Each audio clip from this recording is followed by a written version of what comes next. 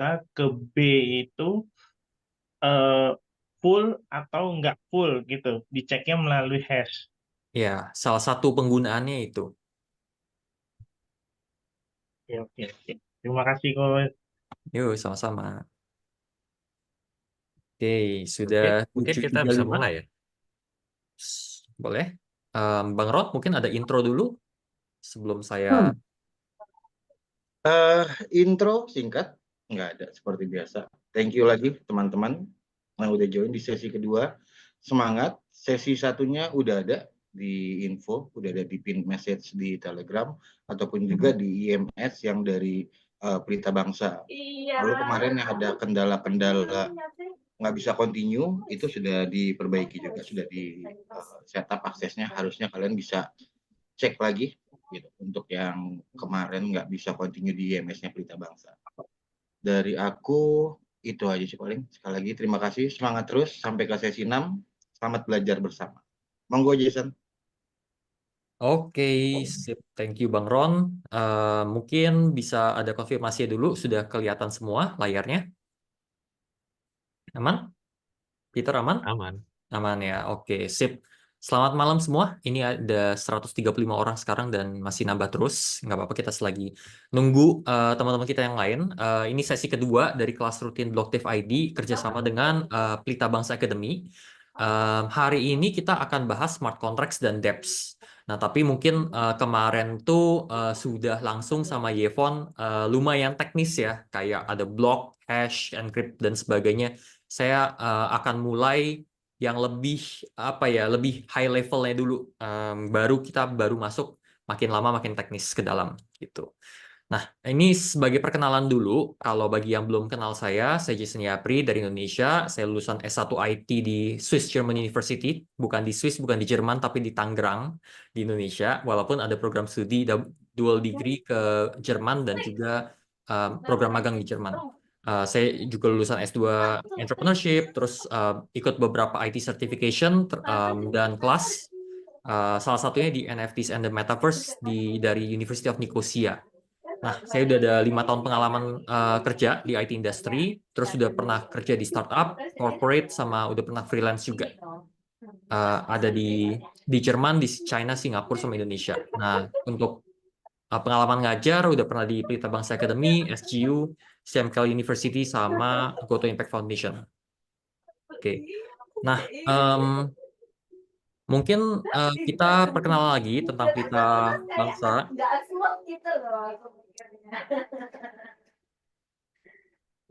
Oke, perkenalan lagi tentang Pelita Bangsa. Apa namanya?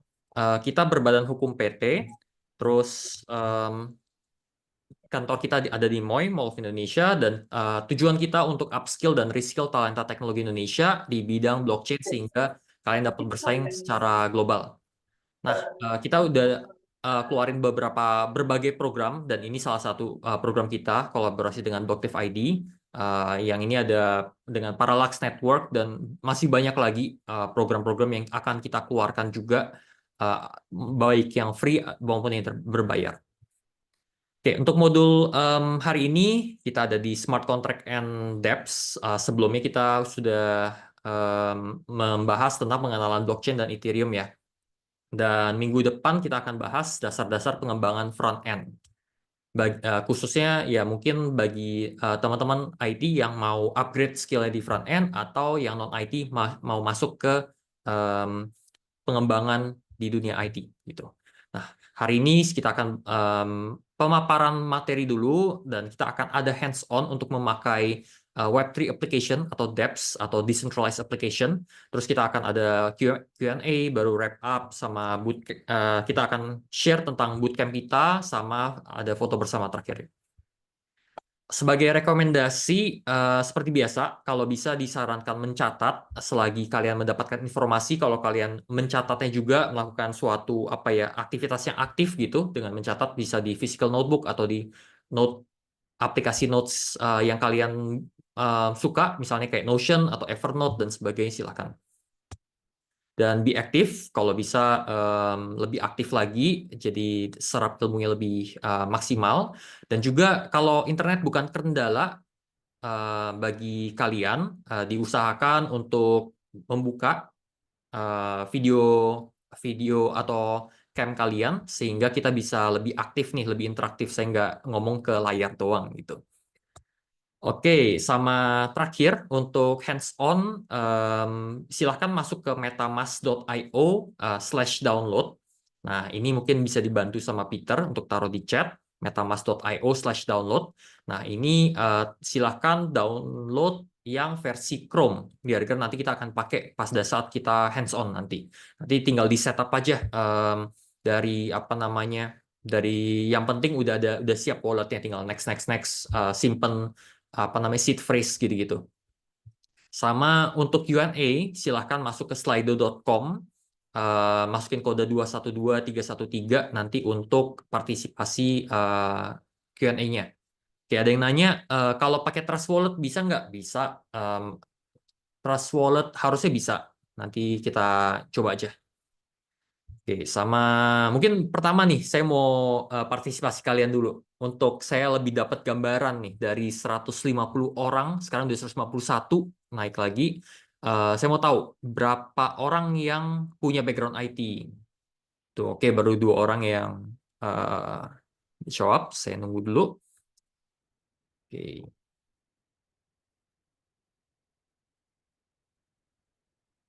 Sip.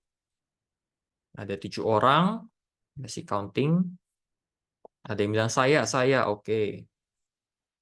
Ada MetaMask tapi lupa passwordnya gimana? Waduh, harus di-reset kalau gitu sih. Semoga belum ada crypto asetnya ya di dalam. Kalau udah ada mungkin rada riskan. Oke, terus apalagi nih? Kalau pakai Trust Wallet, Binance Web3 Wallet, semua Web3 Wallet harus. Kalau Binance Web3 Wallet saya nggak yakin. Jadi tergantung dApps-nya itu support protokol wallet itu atau enggak gitu. Jadi tergantung dApps yang kita ingin mau interaksi, mungkin supportnya MetaMask, supportnya Wallet Connect, supportnya mungkin Trezor, Ledger dan sebagainya. Nah, makin ke sini makin banyak aplikasi decentralized app yang support berbagai macam wallet. Nah, kebetulan kalau saya yang akan kita tes nanti, dia support beberapa sih. Kalau Binance Wallet saya nggak tahu. Kayaknya dia ikutin protokol Wallet Connect, jadi harusnya masih bisa. Tapi nanti dicoba aja. Untuk jaga-jaga silahkan install MetaMask saja. Oke, dari 58 orang, kebanyakan punya background IT 59. Ada juga 31 orang, which is harusnya berarti sekitar 20-an orang lah ya, nggak punya background IT. Oke, nggak apa-apa. Sama yang kedua, saya mau tahu juga seberapa mahir nih kalian dalam teknologi blockchain dari peserta yang ikut. Apakah beginner, apakah intermediate, advance, atau the expert nih? Oke, ada yang jawab intermediate. Oke, ada yang nanya lagi, akun toko kripto itu walletnya bisa dipakai nggak? Nggak bisa, gara-gara wallet di toko kripto, di mana lagi Indodax dan lain sebagainya itu bukan Web3 wallet beneran. Jadi itu lebih ke Web2 ya. Cuman ada saldonya aja, saldo kripto gitu. Oke. Kalau Binance ada cek sama DEX-nya. DEX-nya bisa. Bukan DEX sih, kalau DEX itu decentralized exchange ya. Binance setahu saya belum ada DEX. Tapi ada Web3 wallet-nya gitu. Oke, berarti dari 70 orang, beginner 71%, intermediate 21%, sama advance 7%. Oke, sip. Nggak apa-apa. Kita akan belajar bareng-bareng di sini. Sekarang saya mau sharing dulu tentang analogi blockchain nih. Kalau kemarin sama Bro Yevon, kayaknya udah langsung dari slide pertama dijejelin langsung ya. Kayak, wah apa itu block, apa itu EVM, apa itu transaction, hash, kriptografi, dan sebagainya. Nah, sekarang saya mau mulai yang lebih high level dulu sebelum kita masuk lebih teknis. Nah, mungkin kita mikir lagi dulu dari keseharian kita. Kita udah tahu kan, kita udah hidup di dunia digital, di mana setiap hari itu kita pakai beragam aplikasi ya di handphone kita. Ada dari aplikasi, nah yang di layar ini cuman aplikasi e-wallet dan aplikasi bank di HP saya. Nah, tapi selain ini kan masih banyak lagi nih aplikasi dari sosmed, TikTok, Instagram, Facebook, toko online kayak Tokopedia, Shopee, Gojek, kayak super app Gojek, travel, mungkin beli tiket bioskop dan lain-lain kan. Dan sebenarnya masing-masing dari aplikasi ini tuh punya apa yang namanya centralized database. Nah, centralized database ya ibaratnya kayak database lah, sistem pencatatan yang mungkin standar pencatatan datanya itu berbeda-beda masing-masing aplikasi gitu. Nah, akhirnya sebenarnya banyak banget data yang terduplikat di setiap database ini. Nah, dan pastinya juga masing-masing dari aplikasi kan mencatat nama lengkap kita, alamat email kita, nomor HP kita, dan lain-lain lah. Dan itu belum tentu up to date. Kenapa? Gara-gara bisa aja kita udah ganti alamat email, bisa aja kita udah ganti nomor HP, bisa aja kita udah ganti alamat dan sebagainya. Tapi nggak terupdate kalau kita nggak updatein satu persatu data ini dari masing-masing aplikasi. Nah, makanya saya sekarang mau analogiin kalau satu database itu analoginya sebagai satu Excel file gitu. Nah, kalau kita analogiin satu database dari satu aplikasi itu adalah satu Excel file, kita bisa bayangin berapa banyak banget Excel file yang bersebaran di dunia digital kita. Dan datanya belum tentu yang paling baru, yang saya tadi bilang, tergantung masing-masing pengguna untuk update-nya satu persatu, ya kan? Nah, sekarang kita lihat dulu apa nih yang terjadi di luar sana. Misalnya kita pakai aplikasi Tokopedia untuk membeli barang sesuatu gitu. Nah, berarti kan dia harusnya ada pencatatan di Excel file ini. Berarti ada barang A gitu. Barang A namanya apa, deskripsinya apa, harganya berapa, dan sebagainya. Nah, misalnya kita mau membayarnya menggunakan GoPay, aplikasi GoPay atau aplikasi Jago. Nah, berarti kan kita harus mengurangi saldo dari Excel filenya GoPay atau Excel file Jago, tapi di dunia web tuh tidak bisa secara otomatis untuk kita langsung kurangin saldonya si Jason di GoPay sekian gitu tanpa API. Nah, API ini apa? API ini adalah suatu jembatan. Nah, bisa dibilang GoPay itu ada aplikasinya sendiri, Tokopedia ada aplikasi sendiri, Jago ada aplikasi sendiri. Lalu untuk Tokopedia bisa berinteraksi dengan GoPay, harus dibikin aplikasi tambahan, which is API ini. Dan ini sebenarnya memakan waktu yang lumayan lama untuk di-develop, untuk dites. Pasti nanti ada user acceptance test, ada berbagai macam nanti kolaborasi ya, tektokan. Kita harus panggil API, di testing API-nya sudah benar atau enggak. Kalau ngaco kan lumayan bahaya nih. Misalnya barangnya sudah kebeli, tapi saldonya rupanya nggak nambah gitu. Contohnya seperti itu. Dan ini bisa makan berbulan-bulan. Nah, bayangin kalau ini baru Tokopedia dengan GoPay dan Jago. Belum lagi Tokopedia dengan berbagai macam aplikasi di dunia di luar sana. Nah, sekarang apa solusinya gitu? Nah, memang ini bukan solusi yang bukan 100% solusinya ada blockchain. Tapi blockchain itu kalau sampai mereka menggunakan blockchain, berarti blockchain bisa bertindak sebagai suatu single source of truth. Datanya itu tersimpan di blockchain dan semua orang, semua aplikasi yang di luar sana bisa connect dengan blockchain ini saja. Dan dengan demikian, misalnya saldo, identitas, informasi lainnya itu bisa berada di satu Excel file gitu. Nah, sekarang kalau kita lihat, kita kan tadi udah sebut blockchain sebagai single source of truth ya. Nah, tapi apakah itu bisa sebagai single source of failure? Kalau sampai blockchain itu error atau dimatikan, berarti langsung nggak jalan semuanya.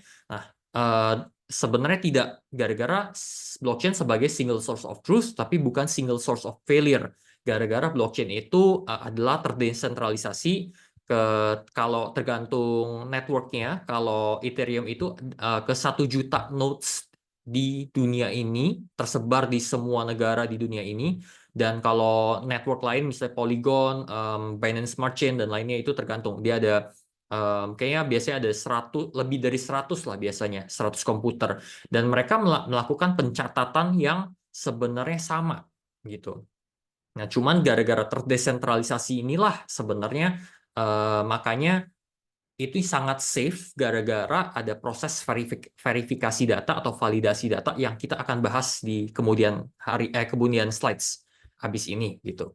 Nah, jadi ini definisi blockchain. Blockchain adalah decentralized database yang record transactions across a network of computers nodes. Jadi ada banyak komputer dan mereka mencatat dan mereka terdesentralisasi dan mereka bisa apa ya saling mengupdate informasi satu sama lain.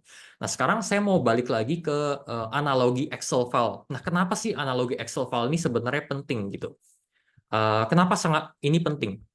Nah, gara-gara kita bayangin misalnya kita beli saham deh, contohnya. Kita beli saham di ya sebenarnya kita nggak langsung di Bursa Efek Indonesia ya kita beli sahamnya. Kalau pada saat kita beli saham, kita selalu melalui broker saham. Nah, broker saham melakukan pencatatan siapa yang beli saham ini, siapa yang jual saham ini dan sebagainya, saham apapun. Nah, dari data itu sebenarnya tidak langsung otomatis tersettle di hari itu juga. Kalau kalian mungkin mendalami dunia saham, itu sebenarnya ada H+2 settlement-nya. Jadi setelah 2 hari, baru akhirnya tercatat kita terbeli saham itu. Kenapa harus 2 hari? Gara-gara ada banyak berlapis-lapis pihak yang saling mempunyai database masing-masing akan saham apa yang terbeli, akan saham apa yang terjual dari brokernya. Habis itu mungkin ada KSEI atau BEI, Bursa Efek Indonesia dan lain sebagainya. Jadi itu berlapis-lapis dan masing-masing tuh mempunyai pencatatan sendiri-sendirinya. Habis itu setelah udah sampai disetujuin semua, baru akhir T+2 atau H+2 baru kita dianggap sudah memiliki saham tersebut. Dan kita mikir lagi, kayak misalnya ada banyak aplikasi yang sebenarnya bisa dikolaborasikan dengan kalau sampai database yang ada di aplikasi-aplikasi yang ada di luar sana itu tergabung semuanya. Kita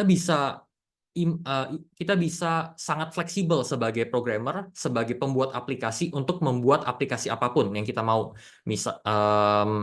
Misalnya kita mau bikin satu Web3 game, nanti kita akan bahas nih Web3 game. Nah, kita mau bikin Web3 game di mana mungkin ada prize pool, ada prizes, dan tiap kali kalau misalnya kalau misalnya orang tuh dapat suatu achievement, berarti kita bisa memberikan suatu reward atau misalnya voucher Tokopedia atau apapun. Kita nggak harus lewat Tokopedia dan lain sebagainya. Kita bisa langsung gitu. Nah, jadi nanti kita akan bahas lagi supaya lebih jelas di kemudian di slides berikutnya. Oke, mungkin ini refreshing dulu ya kita tentang fundamental blockchain. Kita refreshing sedikit. Ya, ada namanya hash seperti yang tadi udah dijelasin di awal kita berbincang-bincang tentang hash. Nah, hash itu simpelnya mengubah suatu informasi, misalnya suatu teks, suatu data, suatu file menjadi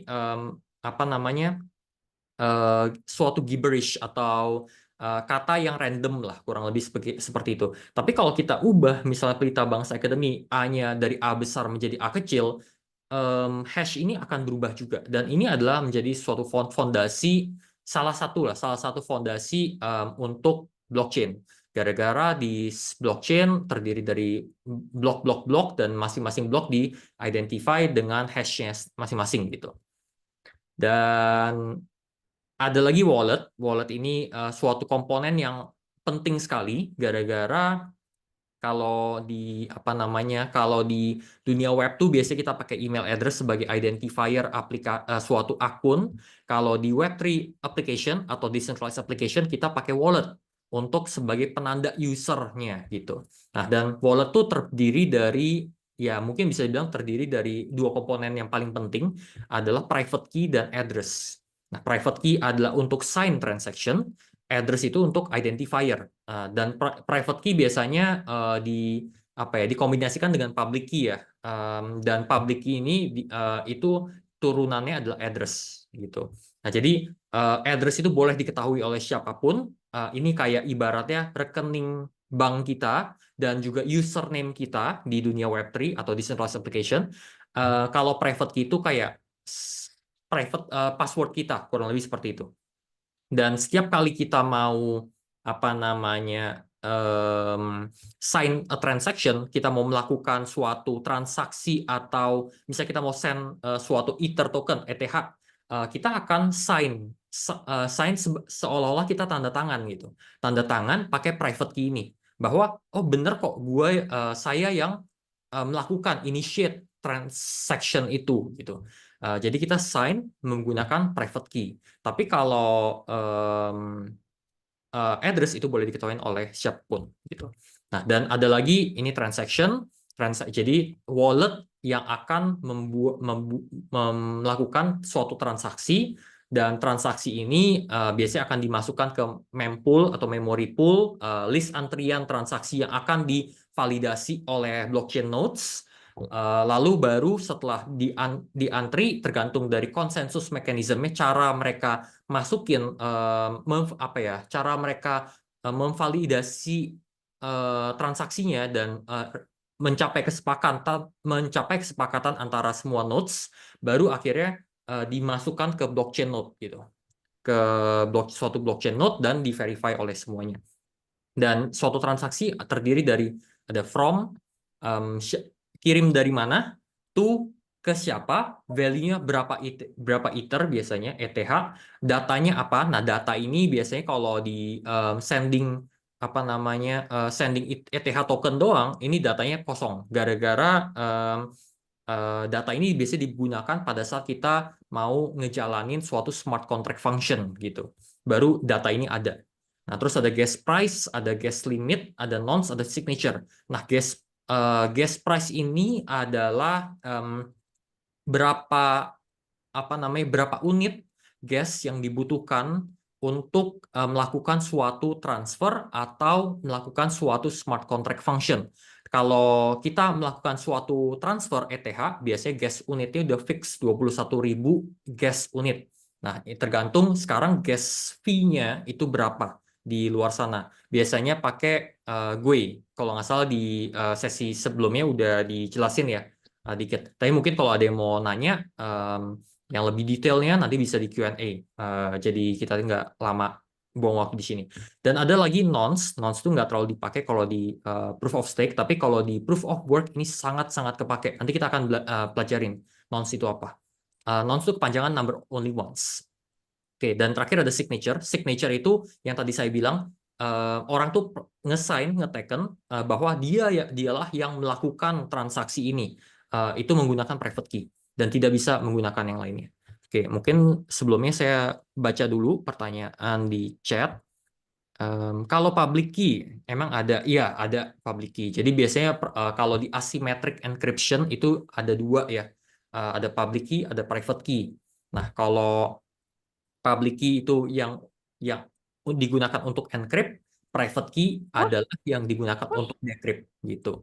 Dan private key juga yang digunakan untuk sign, menyatakan bahwa data ini beneran milik dia atau dia yang mengeluarkan data ini gitu. Tapi kalau memang ini lumayan rumit, kompleks, terutama bagi yang non IT.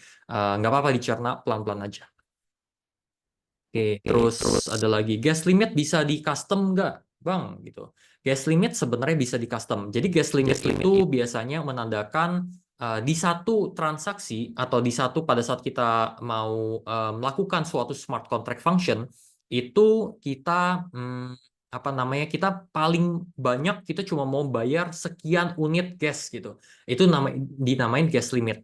Kalau sampai di atas itu batalin aja transaksi. Saya nggak mau ngeluarin lebih dari itu misalnya 300.000 unit untuk gas limitnya, berarti kalau 301.000 ya berarti udah nggak bisa gitu. Oke.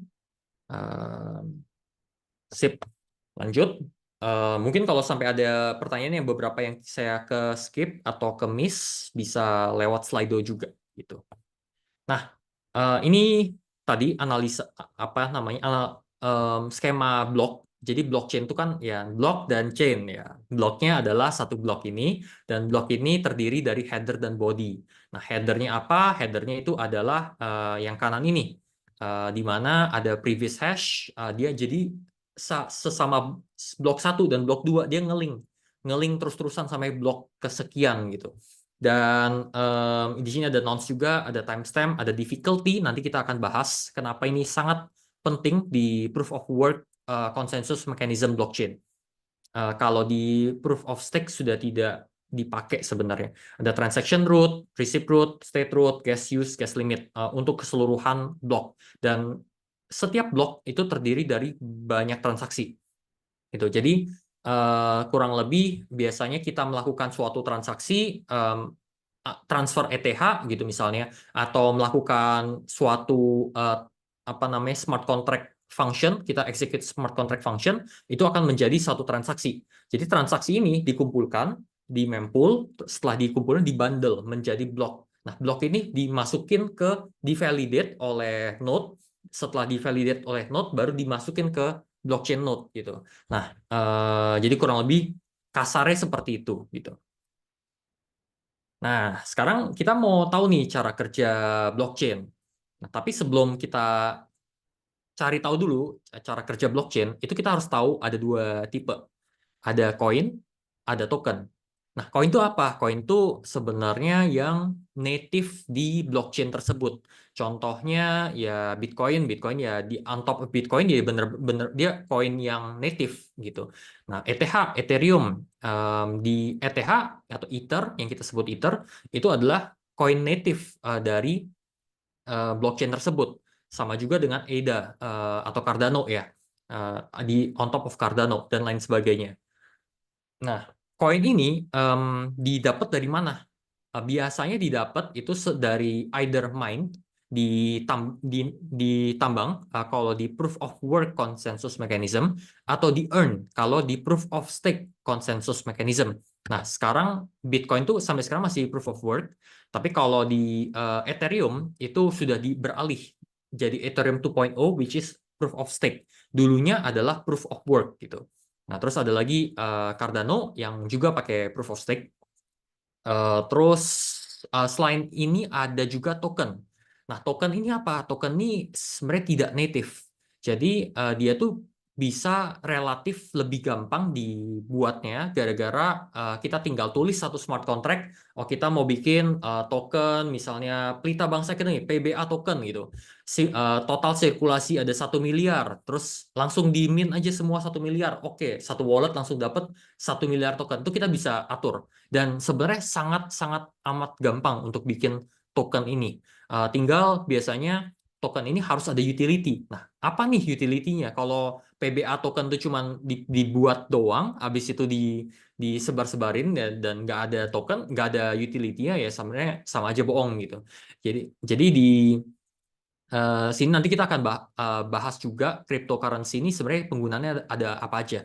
Ada meme coin, ada utility token, ada governance token, dan lain sebagainya. Token tuh sebenarnya sama aja kalian bikin perusahaan terbuka dan bisa diperjualbelikan nih di Bursa Efek Indonesia.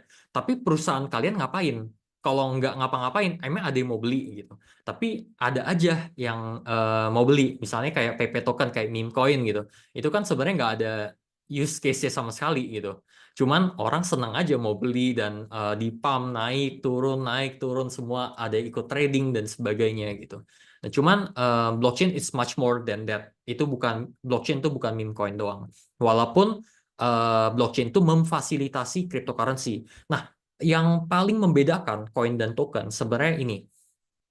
Koin itu sebenarnya diciptakan untuk memfasilitasi atau memberikan insentif kepada pihak-pihak yang menjalankan blockchain node. Misalnya saya di Ethereum gitu.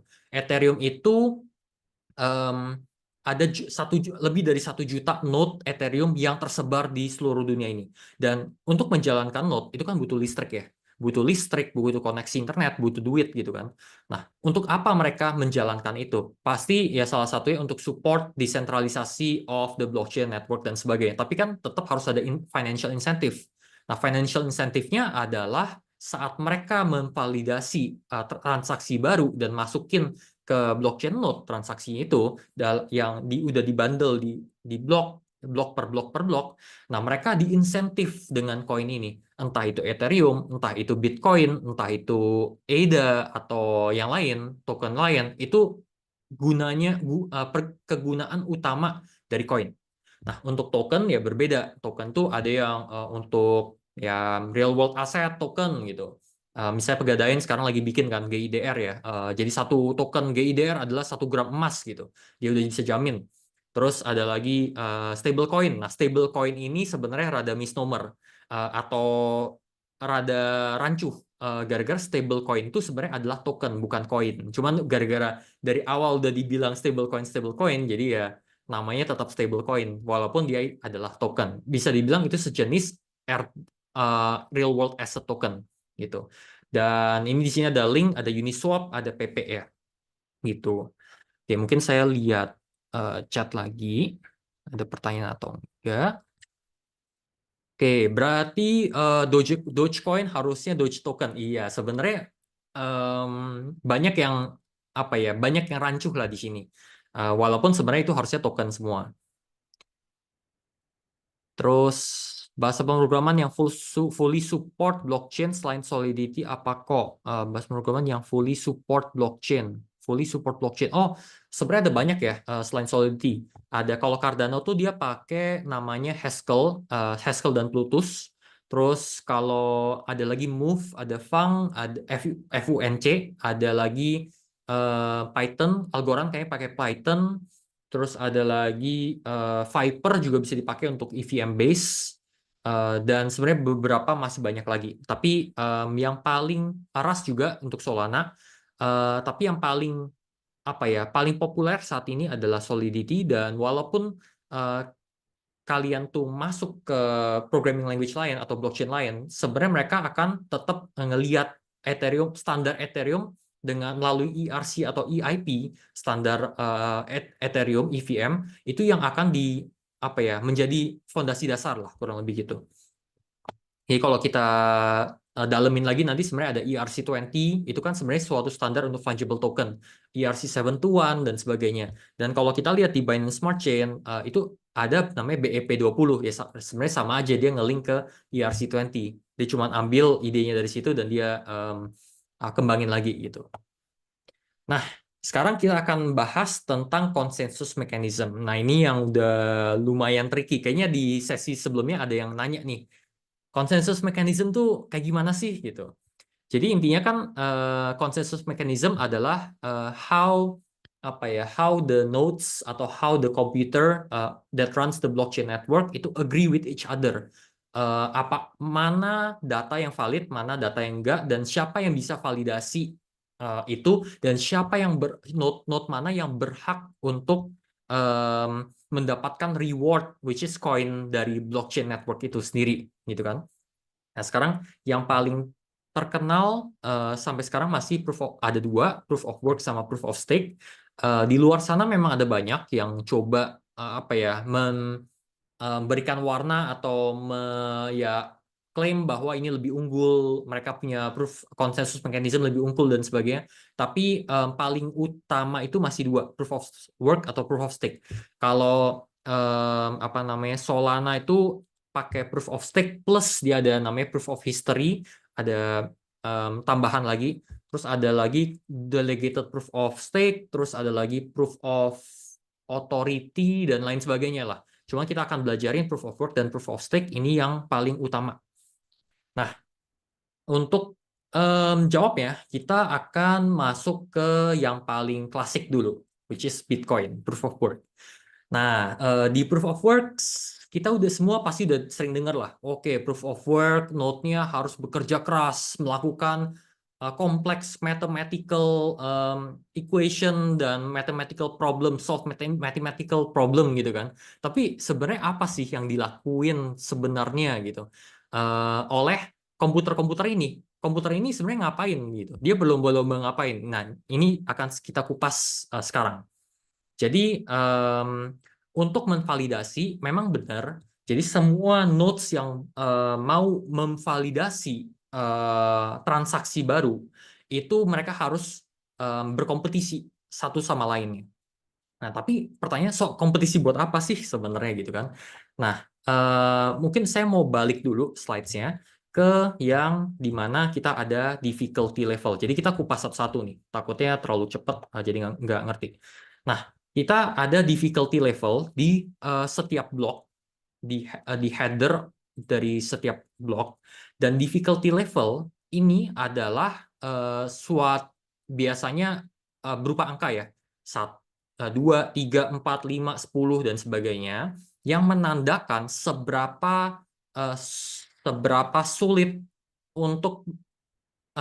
sulit mathematical problem yang harus di solve oleh node tersebut, oleh semua nodes untuk menang dari lomba tersebut, dan dia berhak untuk melakukan validasi dari blocks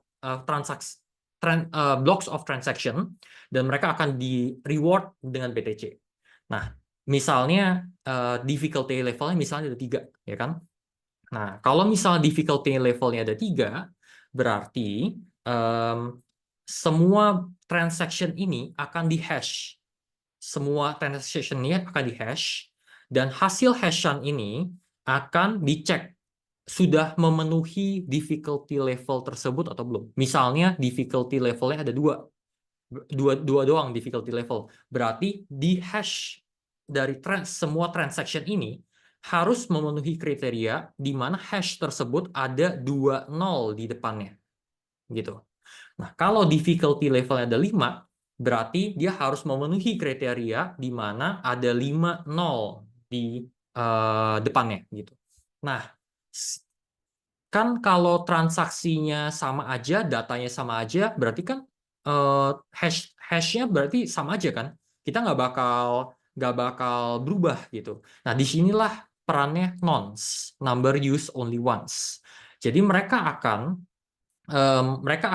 pertama mulai dari nonce 0, mereka akan hash semua satu kesatuan ini, blok ini, dan mereka akan mereka akan ngecek dari hash tersebut apakah sudah memenuhi standar difficulty. Misalnya ada 2, berarti ada 2 nol di depannya. Kalau belum, nonce ini akan di-increase jadi 1 gitu. Lalu dia akan nge-hash lagi semuanya, mereka cek lagi, dan seterusnya 3, 4, 5, 6, 1000, 2000, 3000, dan seterusnya, sampai mereka mendapatkan satu hash di mana mencapai difficulty level yang mereka capai. Oke, mungkin ini sangat abstrak buat kalian. Saya akan show satu website dulu, jadi mungkin kalian akan mendapatkan lebih gambaran. Nah, sekarang ini ada namanya Proof of Work Simulator, simulasi cara bekerja Proof of Work, dan kita bisa lihat ini Genesis block atau block number ya nomor 1 ya kalau ini. Dan kita coba klik main di sini ya. Sorry, saya refresh dulu. Misalnya saya klik main di sini. Nah, saat saya main seperti ini, saya klik main di sini lagi. Oke, sebentar. Saya refresh dulu. Oke, rada lama.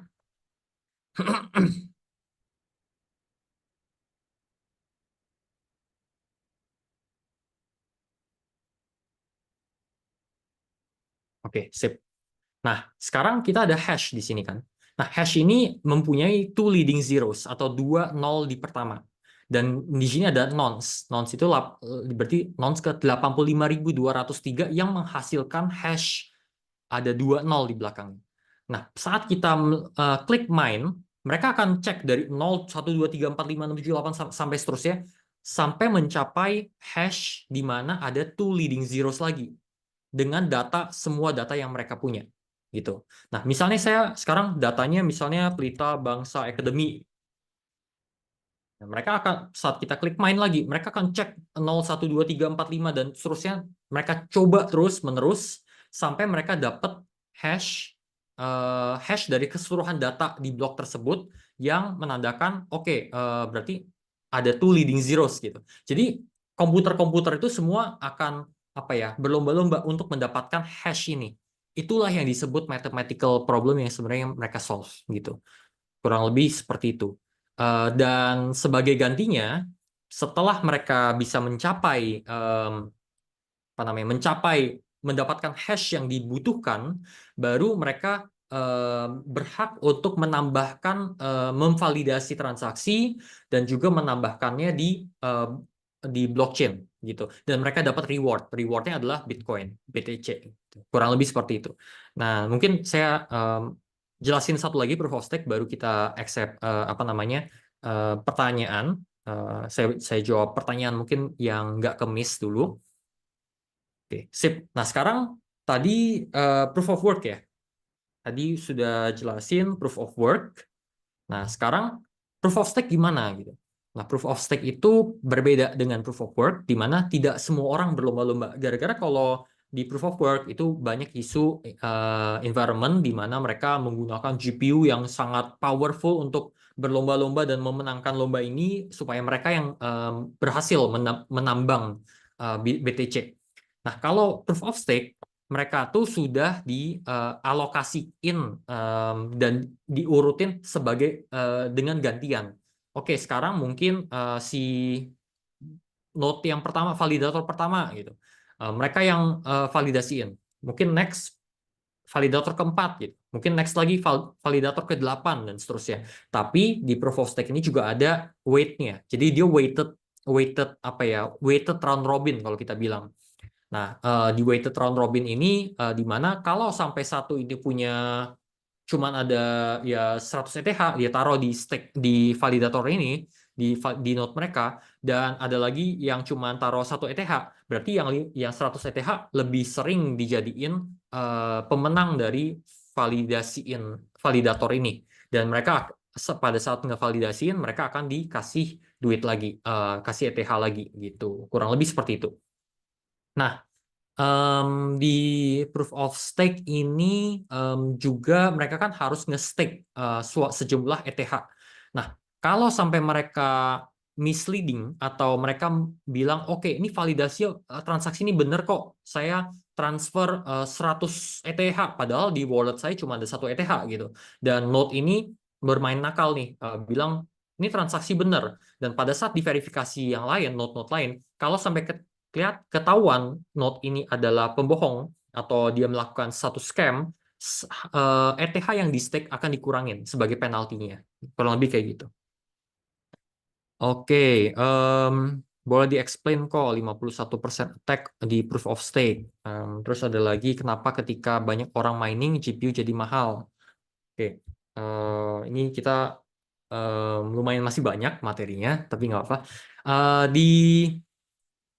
Untuk jawab GPU kenapa mahal, gara-gara orang kan berlomba-lomba untuk mendapatkan menjadi miner, dan untuk menjadi miner yang menang mendapatkan BTC, mereka kan butuh komputer yang sangat powerful, dan GPU itu bisa dibilang untuk memecahkan mathematical problem itu jauh lebih efisien dan efektif daripada CPU. Makanya banyak yang berbondong-bondong membeli GPU, akhirnya setup nodes blockchain Bitcoin node untuk participate di proof of work consensus mechanism, dan dia menambang dan akhirnya bisa dapat BTC gitu. Makanya mereka GPU itu demand-nya tinggi banget ya. Kalau sekarang sih lagi tingginya lagi gara-gara AI. Gara-gara GPU juga dipakai untuk aplikasi AI. AI juga membutuhkan GPU yang sangat besar.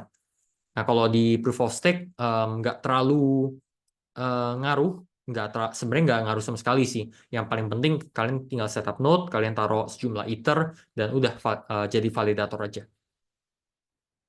Oke. Jadi nonce itu total iterasi buat dapetin hasil hashnya itu ya. Iya, benar sekali. Jadi kalau sudah mencapai nonce itu akan iterate terus, tapi masing-masing node itu ada strategi masing-masing. Mungkin ada yang mulai dari 0, mungkin ada yang mulai dari 1000 gitu nonce-nya. Mungkin ada yang mulai dari 10.000 dan sebagainya, tergantung aplikasi mining kalian seperti apa. Strateginya seperti apa gitu. Oke, mungkin kita bahas dulu masuk ke Ethereum dan EVM. Ini saya lihat banyak sih memang pertanyaan, cuma mungkin bisa ditampung di Slido. Gara-gara kita masih ada lumayan banyak untuk di cover. Nah, sekarang kita masuk ke EVM. Nah, EVM kepanjangannya Ethereum Virtual Machine. EVM adalah suatu komponen di Ethereum blockchain yang enables execution of smart contract. Jadi kalau kita lihat dari Bitcoin zaman dulu dari tahun 2008 ada papernya keluarin terus kayak node pertama muncul di 2009 dan seterusnya, itu semuanya kebanyakan masih berfokus pada perpindahan aset ya, perpindahan sejumlah uang gitu, which is BTC sendiri. Tapi pada saat Vitalik Buterin yang bikin white paper Ethereum, dia bilang kenapa blockchain ini nggak dipakai dengan apa ya, kita bisa bikin suatu sistem, suatu Ethereum Virtual Machine di mana orang tuh bukan cuma transfer cryptocurrency asset doang, tapi mereka juga bisa deploy smart contracts, dan komponen EVM inilah yang enables the execution of smart contract. Jadi kalian bisa deploy aplikasi bukan ke centralized server, tapi melainkan ke blockchain.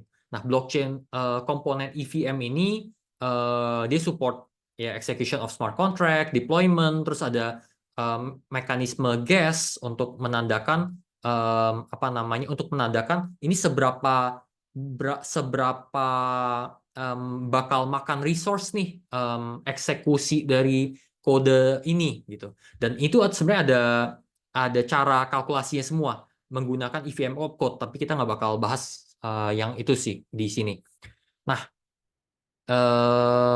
selain itu kita lihat lagi smart contract ini adalah suatu aplikasi, suatu code yang kita bisa deploy di EVM blockchain atau salah satunya Ethereum, tapi banyak juga yang blockchain di luar sana yang antara EVM compatible atau memang EVM equivalent.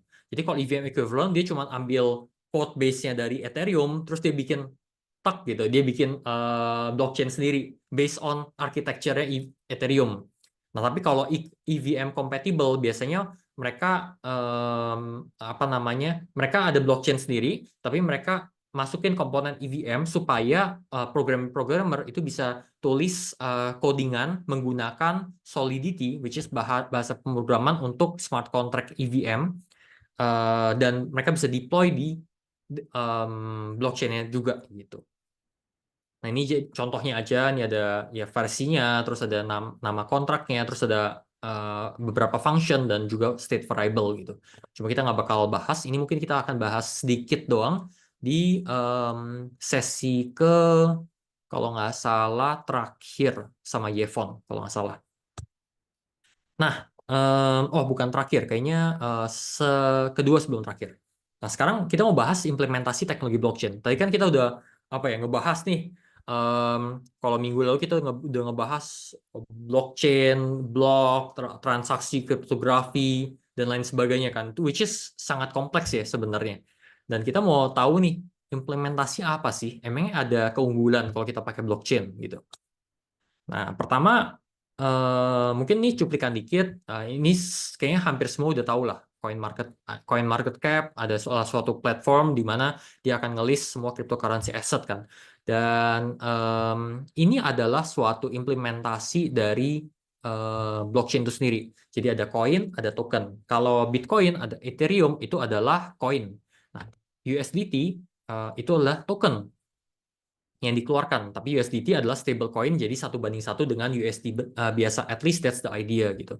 Dan kita bisa lihat such a simple implementation of blockchain technology aja sudah bisa membuat market cap of 2.57 trillion US dollars gitu.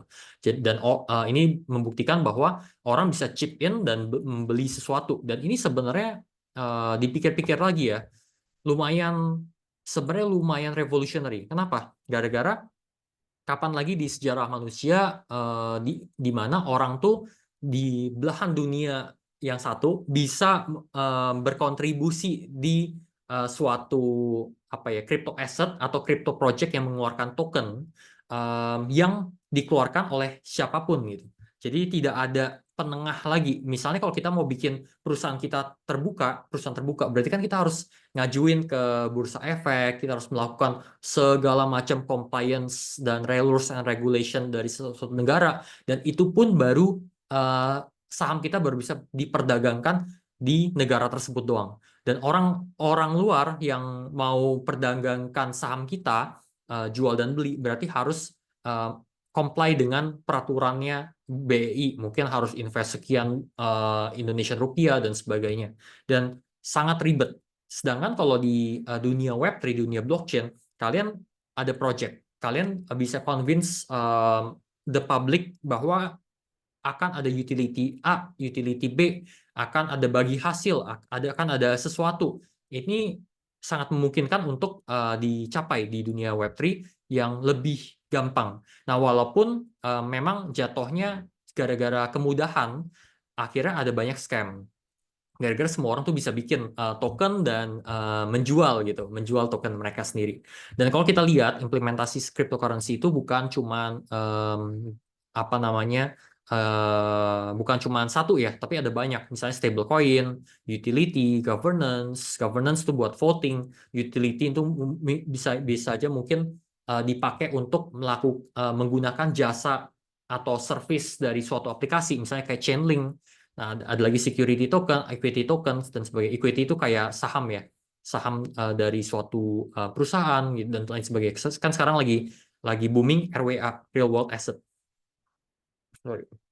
Nah, di mana mungkin satu token GIDR adalah sama dengan 1 gram emas gitu.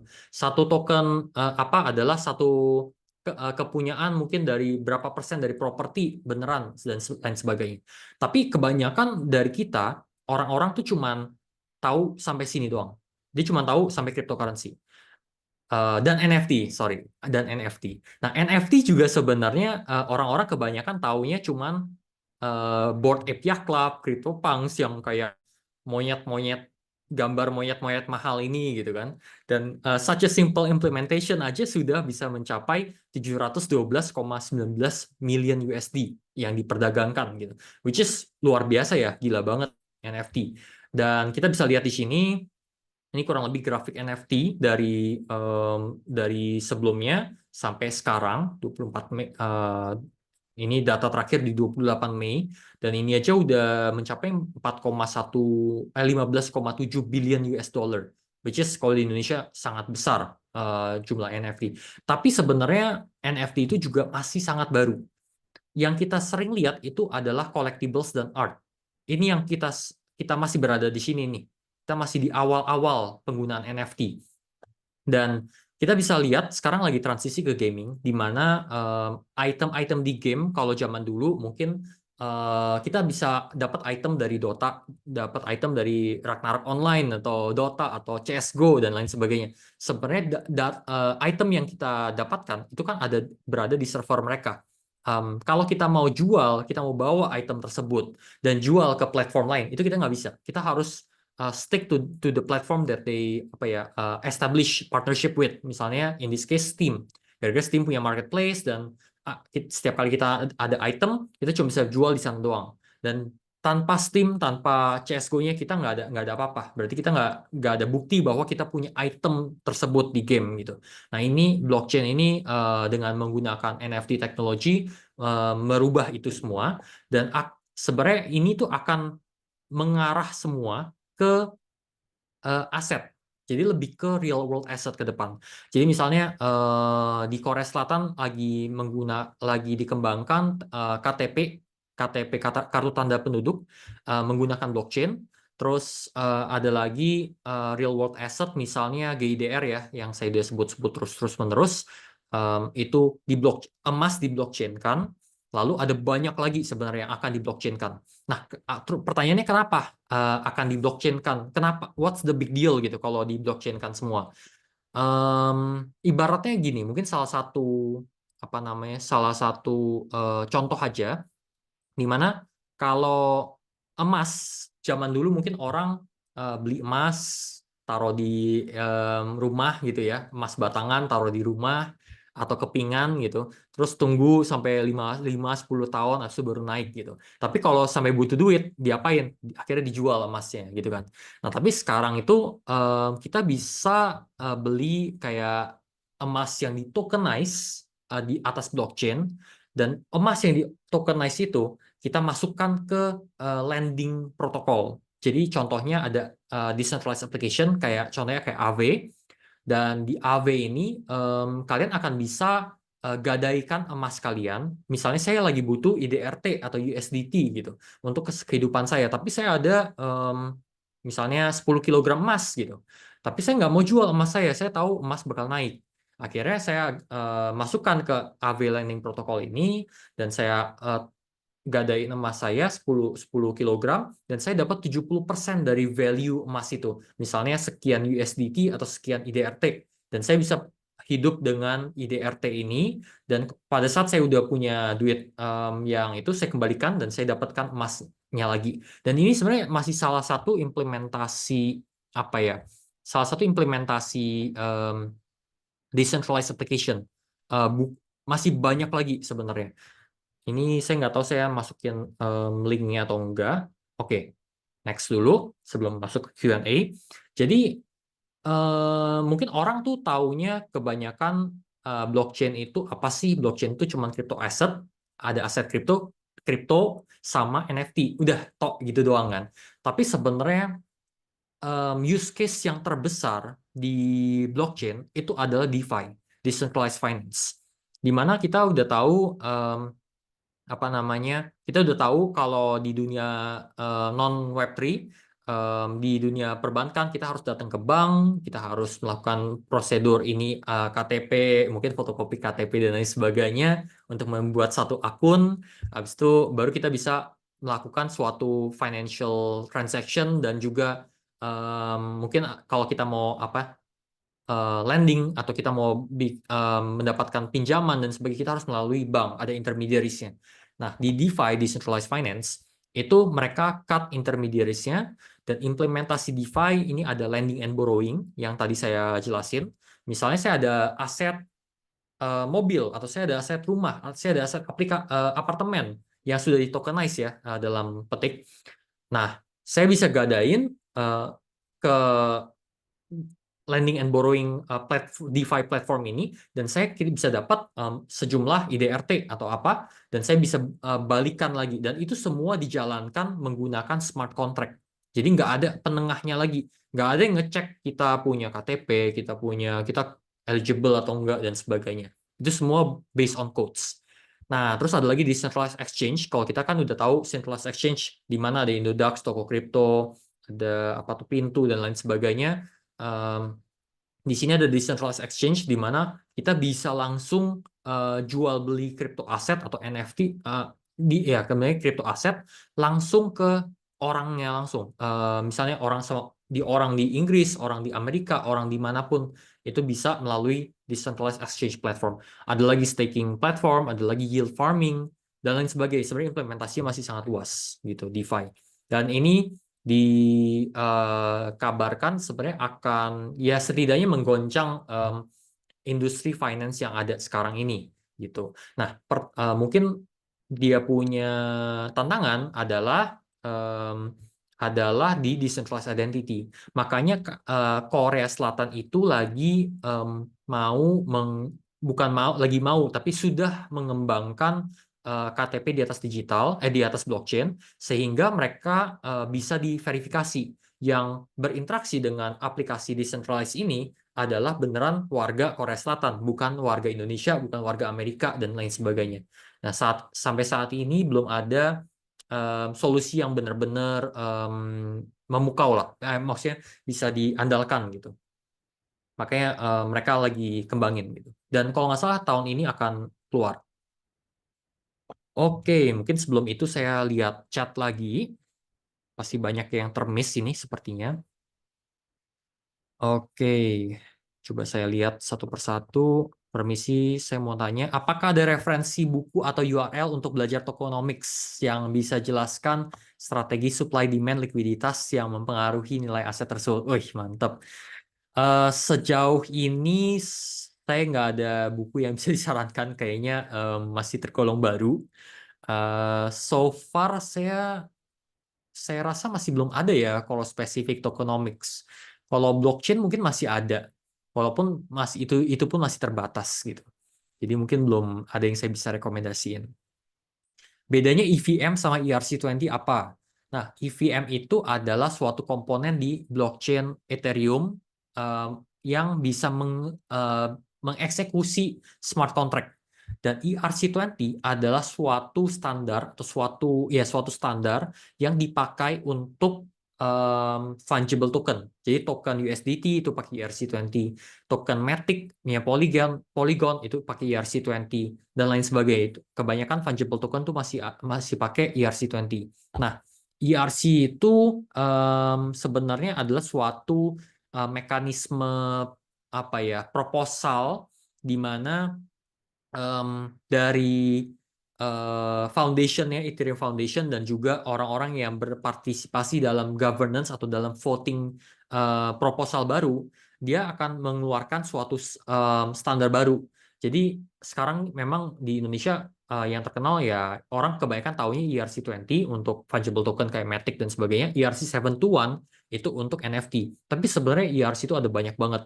Ada ERC404, ada ERC1155 dan lain sebagainya. Dan itu kita bisa lihat di website-nya sebenarnya. Oke, sebentar saya tunjukkan. Oke. Nah, di sini ethereum.org. Atau ada lagi di EIP. Tapi di sini juga bisa. Salah satunya di sini, kalian bisa baca token standar tentang ERC20. Kalau nggak salah, di sini juga ada EIP.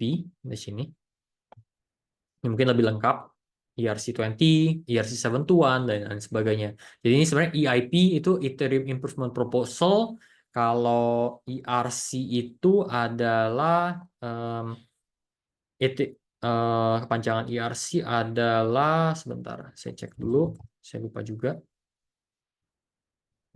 Stands for Ethereum Request for Comment. Ini suatu mekanisme mereka lah. Jadi ada yang kirim proposal terus di approve, akhirnya dikeluarin lah suatu standar gitu. ERC20 dan lain sebagainya. Oke. Terus ada lagi enggak? Coba saya lihat. Apakah Remix bisa dipakai untuk program yang kompleks atau untuk program sederhana saja? Biasanya Remix itu dipakai untuk program sederhana, smart contract sederhana. Kenapa? Gara-gara di decentralized application atau smart contract yang udah lumayan ribet, itu kita biasanya akan pakai Hardhat atau Foundry. Gara-gara kita harus testing smart contract itu very rigorously under lots of conditions. Nah, mungkin pas kalian deploy satu smart contract yang simple, kalian gampang tuh tinggal klik untuk execute smart contract function-nya. Tapi kalau kita mau simulasiin satu testing environment dari environment smart contract kita, itu nggak bisa pakai Remix doang. Jadi misalnya kita bikin smart contract di mana smart contract kita akan integrate call Uniswap DEX Decentralized Exchange, dan kita harus mendapatkan token, kita harus ngecek apakah token ini beneran kita dapat atau enggak, dan lain sebagainya. Itu kita harus pakai Foundry atau Hardhat. Nah, di Foundry ada tool di mana kita bisa hard fork semua blockchain mainnet atau testnet yang ada di luar sana, dan aplikasi-aplikasi atau smart contract yang sudah terdeploy di luar sana, itu bisa kita panggil langsung gitu. Seolah-olah kayak environment sebenarnya gitu. Oke, ini udah 20.40, kita lanjut aja. Mungkin abis ini di Slido nggak apa-apa. Oke, next kita ada DAO. Nah, DAO ini adalah Decentralized Autonomous Organization. Ini adalah salah satu implementasi dari teknologi blockchain dan juga smart contract, di mana di Amerika, khususnya di Wyoming State, di state-nya Wyoming, sebenarnya sudah ada peraturan dan sudah di-approve di mana LLC itu Limited Liability Company atau PT di Indonesia. PT dan juga non-profit organization itu bisa meng-establish instansi atau institusi dan diakui oleh negara menggunakan DAO. Nah, DAO ini adalah suatu smart contract yang memfasilitasi voting, dan mereka bisa memfasilitasi apa namanya kayak uang masuk dan pembagian dividen dan lain sebagainya. Itu semua bisa difasilitasi. Dan ini baru apa ya salah satu implementasinya lah di Wyoming ini. Dan kita bisa lihat lagi ada lagi sih namanya City DAO, di mana sudah dipakai juga di Amerika lagi. Orang-orang itu berbondong-bondong masuk ke City DAO ini untuk crowdfunding dan beli 40 acres of land di Wyoming itu sendiri. Jadi setelah mereka beli, bisa aja 40 acres of land ini dikembangkan menggunakan dana yang sudah terkumpul, lalu bisa bisa disewakan atau dijual lagi, dan hasil dari penjualan atau rental ini sebenarnya bisa dibagi-bagiin lagi nih ke DAO token holders gitu. Ini adalah salah satu ide lah yang bisa dieksekusi di dunia Web3 gitu. Dan oke, ini mungkin slide terakhir sebelum kita hands on. Mungkin sebelumnya kita sudah mengalami fase digitalisasi. Ya, mungkin sebagian dari Indonesia belum terlalu mengalami digitalisasi ya. Tapi kita udah mungkin terutama di Jakarta dan lain sebagainya, udah banyaklah elemen-elemen di dunia kita sudah mengalami digitalisasi. Nah, digitalisasi itu apa? Basically cuman dari paperwork, dari apa yang kita tulis itu sudah kita digitalkan. Nah, kenapa ini penting banget digitalisasi? Gara-gara tanpa digitalisasi nggak ada namanya Tokopedia, nggak ada namanya Instagram, Facebook, apalagi kayak kita bisa order tiket nonton bioskop gitu di Flix, XXI dan lain sebagainya, dan banyak banget kemudahan yang kita terima di digitalisasi ini. Misalnya dulu kalau PT bener-bener dokumennya banyak banget, rekap bundle-bundle arsip-arsip mereka, sekarang tuh udah satu persatu didigitalisasi semua, mulai dari invoice, dari apalagi itu reimbursement dan lain sebagainya. Nah, tapi apart from digitalisasi, kita akan memasuki era tokenisasi, di mana yang kita punya, yang data-data yang kita punya itu akan satu persatu ditokenisasi ke dalam blockchain, sehingga akan lebih seamless lagi proses, segala macam proses yang kita ada. Dan contohnya yang tadi saya bolak-balik ngomong itu adalah token-token yang lumayan berharga ya, misalnya saham, mungkin reksadana, terus mungkin nanti ke depannya emas sudah dilakuin, apalagi misalnya tokenisasi kepunyaan saham, misalnya royalti, NFT, karya seni dan lain sebagainya, itu satu persatu akan ditokenisasi semua. Dan saat itu sudah tercapai semua, kebanyakan hal itu sudah ditokenisasi, kita akan sangat dimudahkan dan dimanjakan dengan proses-proses yang ada. Jadi misalnya kita mau bikin surat di mana kita mau bikin surat tekan kontrak. Kalau sampai pada saat kita nulis suatu smart contract itu sangat fleksibel yang kita mau tulis. Misalnya kita bisa tulis satu smart contract, satu perjanjian perjual jual beli gitu misalnya. Kalau barang ini sudah terkirim, maka kita akan mencairkan sekian gitu. Semua itu bisa ditaruh di smart contract dan ditekan menggunakan private key kita, dan itu akan dijalankan secara otomatis gitu. Dan possibilities-nya endless saat banyak hal di dunia ini sudah ditokenisasi. Kurang lebih seperti itu. Oke, kita lihat Gasbot Project, slot berbasis blockchain dan sebagainya. Oke. Jadi bisa dikatakan implementasi blockchain harus menggunakan jaringan blockchain ya. Jika database bisa dikatakan menerapkan blockchain, mainnya di sini menggunakan fitur hashing, chaining, dan terdapat blok. Ya, saat ini blockchain itu masih early stage, jadi nggak bisa semena-mena blockchain itu berdiri sendiri doang sebenarnya. Kebanyakan aplikasi itu masih menggunakan database sentral juga untuk data-data tertentu. Jadi kalau kita pelajari lebih dalam, misalnya kayak NFT itu ada gambar atau video atau PDF, itu sebenarnya masih menggunakan bukan apa ya. Jadi data-data tersebut itu nggak dimasukin ke blockchain secara murni. Cuma mereka dimasukkan seperti ke sesuatu yang dinamakan IPFS. Itu adalah suatu decentralized file storage juga salah satunya. Dan gara-gara untuk taruh di semua data ini kita ditaruh di blockchain, at least for now itu masih sangat amat mahal gitu. Jadi masih belum very early lah. Dan kita bisa lihat sekarang kan udah ada layer 1, layer 2, sekarang mulai masuk ke layer 3 gitu. Nggak menutup kemungkinan nanti mungkin ada layer 4, layer 5 untuk data-data yang lebih less important. Dan jadi layer 1 itu lebih ke data-data yang sangat krusial, sangat financial sensitive, sedangkan layer berikutnya itu lebih yang nggak penting gitu. Oke. Nanya lagi, apakah teknologi blockchain bisa diterapkan untuk proyek pinjaman online, pinjol? Bagaimana dengan data rahasia seperti KTP untuk pinjaman online? Apakah itu akan terlihat secara publik?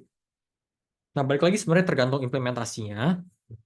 Kalau pinjaman tuh sebenarnya udah mulai ada di luar, di mana kalau pinjaman yang secara konvensional itu kan bank akan melihat kredit rating kita. Nah, kredit rating itu dari mana? Dari history kita udah pernah pakai kartu kredit atau enggak, kita udah pernah keluarin KKR atau belum, KPR atau belum, KPA atau belum, dan lain sebagainya. Terus kalau udah pernah rutin membayar atau enggak, dan sebagainya.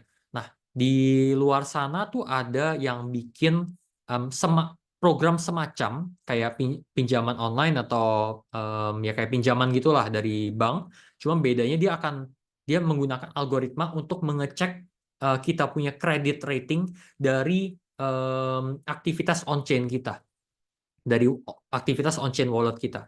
Jadi banyak sih apa ya faktor-faktor. Kalau pinjol yang murni secara langsung kita dapat duit, kayaknya paling mendekati yang tadi saya sebut.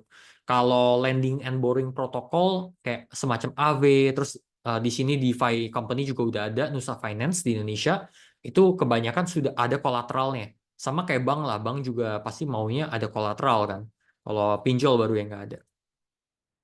Oke, Shandi Trida yang berkata, selamat malam. Saya ingin bertanya, apakah memungkinkan ke depannya NFT bisa diimplementasikan ke aset berharga seperti sertifikat rumah, BPKB, dan lain-lain, sehingga dapat terhindar dari masalah seperti sertifikat ganda yang sering terjadi di Indonesia.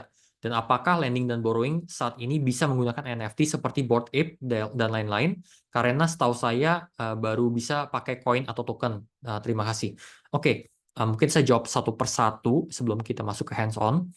Nah, sebelum itu mungkin saya mau masuk ke hands-on, silahkan install MetaMask kalau belum. Jadi saya akan balas pertanyaannya habis ini. Silahkan masuk ke link ini di chat dan download MetaMask kalau belum.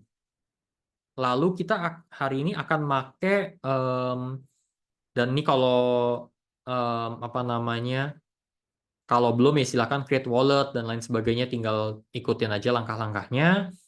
Dan malam ini kita akan coba pakai Manta Pacific Sepolia Network ya untuk hands-on kita. Nah, kita akan coba mainin Web3 game yang saya develop. Jadi tinggal masuk ke chainlist.org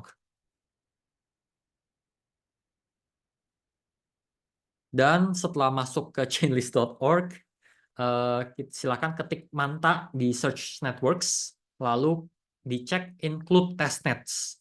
Nah, include testnets ini supaya muncul testnet, bukan mainnet doang. Nah, testnet itu biasanya untuk tes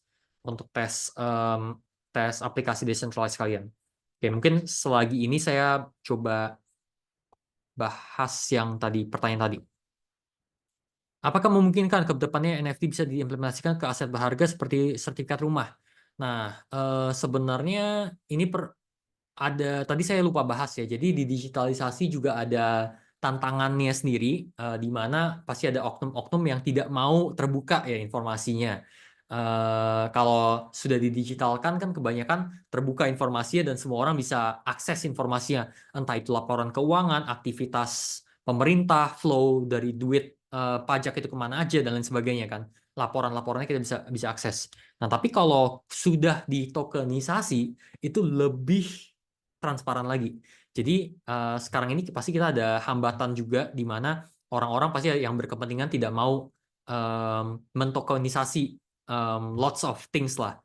Habis kalau sudah ditokenisasi itu benar-benar jelas nih, terang benderang gitu. Jadi salah satu hambatannya itu. Dan tapi kalau ditanya apakah memungkinkan, sangat memungkinkan. Gara-gara kalau saya ada teman orang Swiss itu dia dari University of Basel di mana dia dari tahun 2020 dia sudah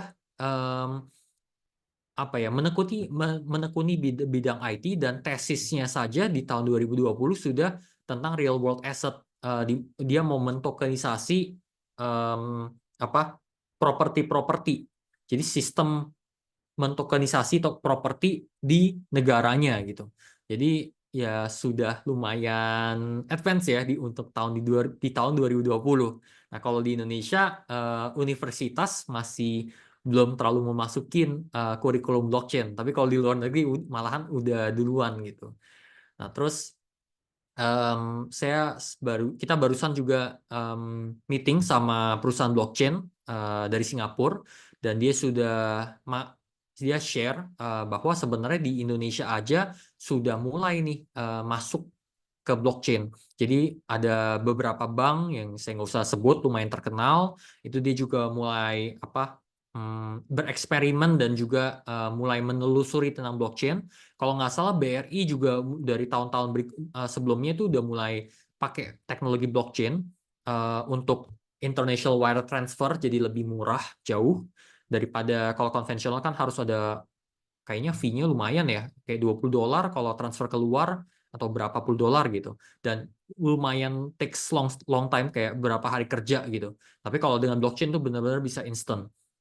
Terus selain itu perusahaan blockchain solutions company dari Singapura ini yang kita ketemu baru tadi siang itu juga ada lagi in touch sama BTN kalau nggak salah dia lagi mau bahas project RWA real world asset dari propertinya.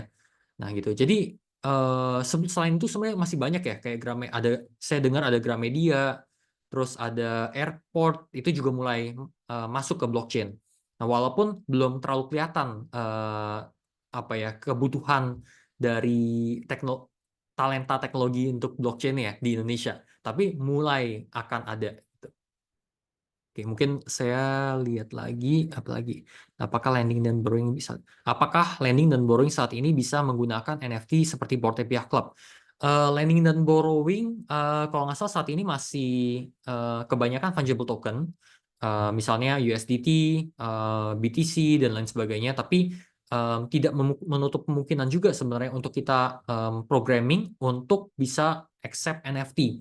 Nah, salah satunya ya mungkin NFT art sama NFT real world asset mungkin ke depannya dan lain sebagainya gitu. Oke. Kalau yang udah add Mantat Pacific Sepulveda Testnet, klik add to MetaMask di sini. Bagi yang belum, nanti tinggal klik allow, yes, approve dan lain sebagainya aja supaya kalian bisa masuk ke network tersebut. Kok nggak bisa add to MetaMask ya? Oke. Mungkin nggak bisanya kenapa nih? Sama Aulia ada raise hand, silakan. Silakan open mic. Jadi Kak, maaf, Yes, gimana? Kak tidak jadi. Apa? Kurang kedengeran, sorry. Nggak jadi kayaknya tadi. Oh, nggak jadi, oke. Ya, oke. Bagi yang nggak bisa, coba ini. Mungkin saja kalau harusnya kan kayak gini ya, klik add to MetaMask, nanti akan muncul pop up. Tapi kalau nggak bisa, coba klik di browser kalian. Siapa tahu di sini ada tulisan 1 gitu. Nah, kalau ada tulisan 1 mungkin ada apa namanya transaksi yang pending. Em, dan kalian harus apa namanya harus approve sebelum klik add to MetaMask lagi. Dan kalau bagi yang sudah, bisa klik di MetaMask-nya, terus klik di kiri atas untuk mengganti network. Networknya sebenarnya ada banyak blockchain network, dan ketik Manta aja, terus ada bukan yang mainnet tapi yang testnet. Klik ini. Oke. Ini pakai device yang berbeda, extension might be unsafe dan sebagainya. Yes, for the sake of eksperimen dan juga dev, kebanyakan kita pakai yang gampang, which is extension, browser extension. Oke, terus setelah ini kita mau add ETH to faucet juga. Nah, saya masukin di sini aja, kolom chat, HTTPS.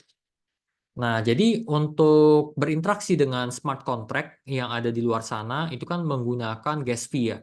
Nah, gas fee ini di testnet, network, itu biasanya free dikasih, tapi kita harus masuk ke aplikasi faucet. Faucet itu Inggris dari keran air.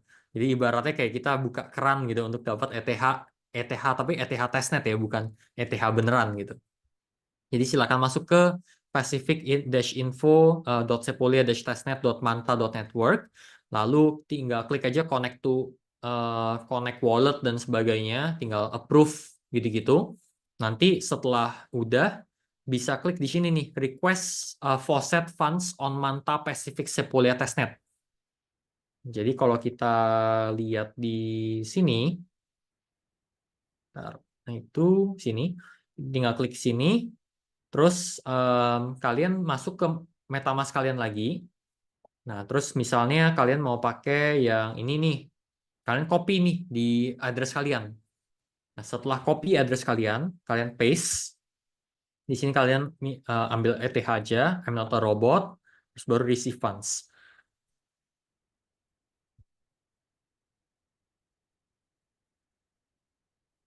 Nah, selain ini, selain aplikasi faucet dari Manta.network, sebenarnya kalian bisa pakai yang third web juga. Ini saya kasih di chat juga, jadi kalian bisa buka. You must hold at least 0,001 ETH on Ethereum mainnet. Oh, oke. Sayangnya bermasalah ya berarti ya. Coba aja kalau gitu yang di third web. Saya nggak tahu di third web itu ada requirement-nya atau enggak.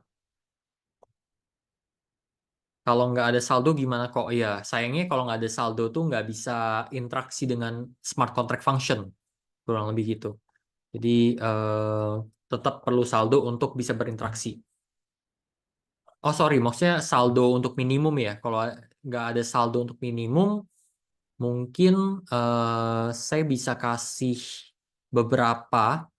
Mungkin bagi beberapa bisa pakai ini, bisa send wallet address kalian di chat supaya saya bisa sendin.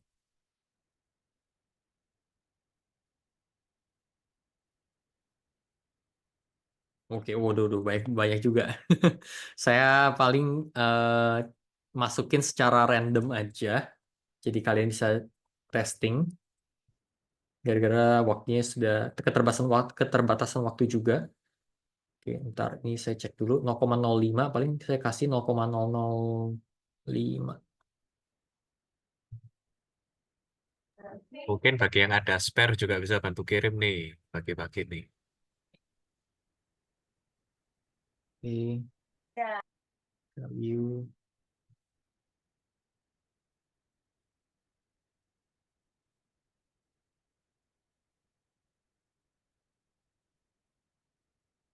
Oke.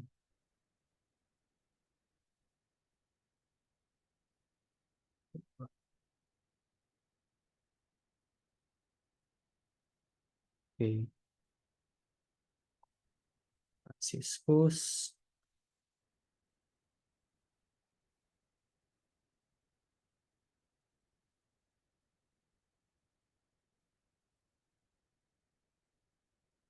Shandy Trida.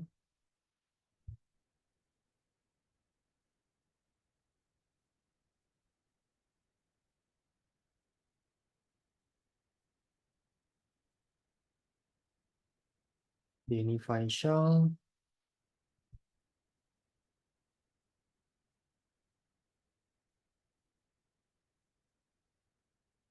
Bentar.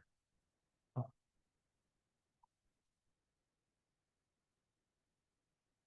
Nomor 5. Oke, mungkin satu lagi. Gara-gara kita sudah overtime.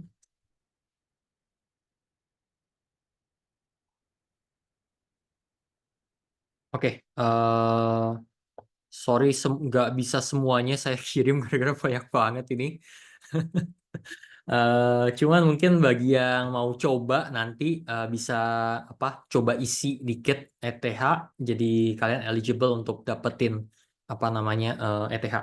Cuman saya nggak tahu ya apakah semuanya harus ada minimum atau enggak. Habis kalau nggak salah yang 1857 ini nggak perlu. Coba kalian tes dipakai yang third web sama pakai yang mantan network faucet ini. Mungkin salah satu nggak perlu minimum ETH. Mungkin. Oh, oke. Dari third web bisa, nggak perlu. Oke, sip. Thank you for informasinya. Jadi silakan ya pakai third web untuk dapetin ETH-nya sendiri gitu.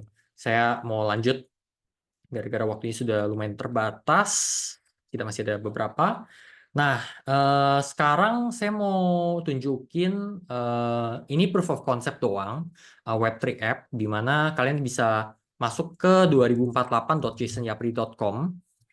Nah, habis itu kita langsung di grid di seperti ini, dan kalian bisa lihat di sini Manta Pacific Sepolia Testnet, mastiin ini Manta Pacific Sepolia Testnet, dan juga di MetaMask kalian sudah di set juga Manta Pacific Sepolia Testnet. Nah, kalau udah, kalian tinggal klik di sini, habis itu connect ke wallet yang ada saldonya ETH. Nah, terus kalau sudah, berarti kalian udah connect nih. Nah, kalau kalian udah connect, ini adalah suatu game implementasi dari game 2048 yang biasa. Mungkin saya mau tahu, ya ada yang udah pernah main belum game 2048 yang biasa? Bisa raise hand coba, jadi saya tahu. Oke, Peter, Faik, ini bacanya gimana? Kebalik. Oke, lumayan banyak ya.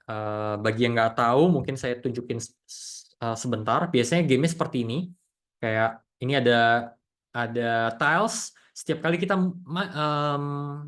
kita gerak antara bawah, kiri, kanan atau atas, mereka akan merge. Misalnya ke bawah, ini 2 sama 2 jadi 4 dan seterusnya. Dan target kita untuk mencapai sampai 2048 gitu. Sebelum kalau ini semua penuh tile-nya berarti kita kalah gitu. Nah, ini adalah suatu game 2048 yang saya implementasikan untuk untuk menggunakan Web3. Nah, kenapa saya menggunakan Web3? Gara-gara di sini ada fitur namanya price pool. Nah, price pool ini saya bisa set di mana kalau sampai ada orang yang mencapai angka 32, saya akan kasih 1% dari price pool saya. Dan kalau 64, 2%, 3%, 5%, dan seterusnya. Misalnya sudah mencapai 2048, berarti saya bisa orang itu tersebut mendapatkan 50% dari price pool, which is dapat 0,08 ETH gitu. Dan bisa bayangin kalau saya melakukan mengimplementasikan hal yang serupa di Web2.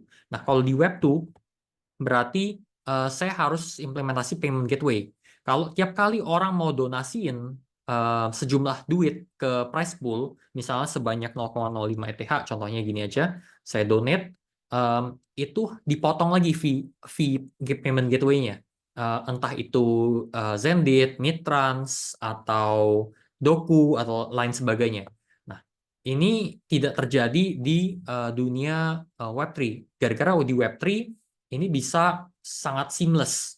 Orang tuh bisa transfer ke smart contract ini tanpa ada biaya apapun, kecuali ada gas fee. Gas fee itu pasti ada. Nah, seperti ini saya udah nambahin 0,005 ETH ke dalam price pool-nya. Dan coba kalian mainin sampai mendapatkan angka 32. Nah, kalian akan mendapatkan sejumlah ETH, dan ETH ini kalian bisa klaim gitu.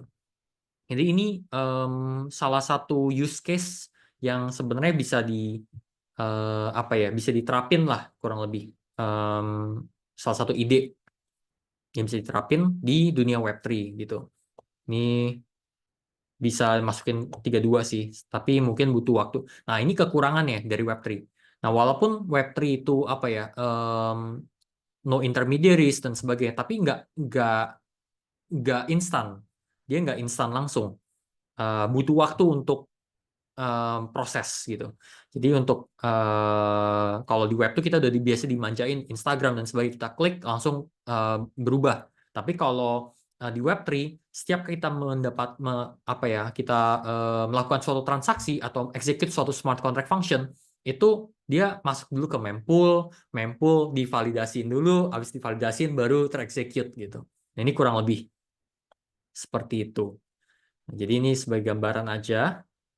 Terus selanjutnya kita masuk ke Q&A aja, gara-gara udah lumayan overtime. Oke, kita masuk ke Q&A. Ini kenapa tidak live? Oh, oke, sebentar.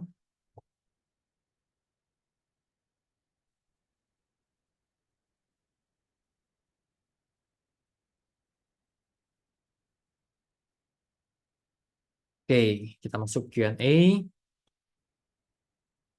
Wah, pertanyaannya banyak, lumayan ya. Oke, hash yang coba didapatkan itu ditentukan oleh siapa? Maksudnya dari mana sistemnya tahu kalau itu hash yang dicari dan benar? Nah, hash yang dicari adalah tergantung difficulty level. Difficulty level bisa naik, bisa turun. Misalnya yang tadi yang kita lihat adalah two leading zeros. Difficulty level ada 2. Semakin banyak mereka tuh bakal naikin difficulty levelnya ke atas atau turun, tergantung demand dari blockchain network itu sendiri gitu. Jadi dari algoritma lah yang determine difficulty levelnya sekarang berapa, lagi 2, lagi 5, lagi 10, atau diturunin lagi atau dinaikin lagi, tergantung network congestion-nya gitu. Oke, semoga menjawab. Saya jawab satu persatu kalau bisa, ya paling sampai 21.15 lah. Bagaimana cara atau apa tips untuk mengoptimasi gas price biar nggak terlalu tinggi? Nah, ini sebenarnya ada satu modul khusus untuk optimasi gas price di bootcamp blockchain developer kita. Jadi nggak ada jawaban pendeknya. Ini lumayan dalam ya. Gara-gara kita harus ada banyak lah metode-metode dan cara tekniknya. Kebanyakan tuh lebih ke dari struktur kodenya dan ada teknik-teknik untuk cara optimalisasinya gitu. EVM bisa jalan di localhost nggak, Kak? Oke, EVM bisa jalan di localhost atau enggak. Jadi kalau kalian, kayaknya ada yang singgung juga di chat, ada namanya Ganache. Ganache itu adalah local blockchain environment. Di mana sebenarnya kalian udah bisa setup blockchain lokalnya kalian sendiri gitu. Cuman buat apa setup blockchain lokal kalau kalian mau interaksi dengan yang lain gitu kan? Jadi kalau kalian deploy smart contract di misalnya Remix, itu sebenarnya juga masuk ke blockchain environment-nya isolated mereka sendiri gitu untuk testing purposes doang. Dan kalau kalian pakai tools lain seperti Hardhat, Foundry dan lain sebagainya, itu sebenarnya kalian bisa simulate antara blockchain lokal sendiri atau kalian bisa juga simulate forkan dari blockchain yang di luar sana. Misal Ethereum mainnet, kalian mau simulasiin pas kalian testing smart contract kalian, itu kalian bisa lakuin juga. Gitu. Semoga menjawab. Oke, ini lagi, dari mana kita tahu kalau private key kita itu nggak diketahui oleh orang lain ketika kita sign sebuah transaction? Jawabannya tidak bisa tahu. Gara-gara kalau ada orang lain misalnya tahu password akun kalian gitu, akun Netflix kalian ya, kita nggak bisa tahu sampai mereka pakai. Tiba-tiba mereka pakai untuk sign suatu transaction, kita bisa lihat di blockchain explorer, rupanya mereka kok ada transaksi yang bukan dilakukan oleh kita sendiri, berarti private key kita sudah terbobol gitu. Jadi kita nggak bisa tahu. Nah, kalau sekarang kan ada website kalau nggak salah GetPwn atau apa gitu, di mana kita bisa taruh email address kita dan dia ambil dari beberapa sumber, ada nggak insiden hacking yang pernah terjadi dan mengekspos email akun menggunakan email address kita. Nah, setahu saya kalau pakai di dunia Web3 kita masukin address dan mereka kasih tahu private key-nya udah kelacak atau enggak, kayaknya belum ada deh. Mungkin tuh sebagai ide project kalian juga sih kalau kalian mau bikin. Oke, ini masih lumayan banyak. Kualifikasi menjadi blockchain developer. Sampai skill set mana untuk bisa mendapatkan pekerjaan as blockchain developer. Konteks saya senior software developer. Oke, kalau sebagai blockchain developer yang pasti ngerti blockchain fundamentals itu pasti banget, udah ngerti lah luar dalam dan sebagainya. Smart contract harus juga ngerti, at least dikit banget. Tergantung blockchain developer ini role-nya apa. Gara-gara blockchain developer role-nya ada banyak. Ada blockchain developer yang khususnya front end gitu. Front end berarti dia pakai library seperti Ethers, JS, WalkMe dan lain sebagainya, Third Web dan lain sebagainya. Ada lagi yang khusus back end gitu. Gara-gara aplikasi blockchain itu nggak semuanya Web3 dan mengandalkan smart contract doang. Ada juga front end-nya, ada juga back end-nya. Back end-nya juga kadang-kadang dia taruh data-data tentang blockchain. Nah, kita harus ngerti juga data-data tentang blockchain itu kayak gimana.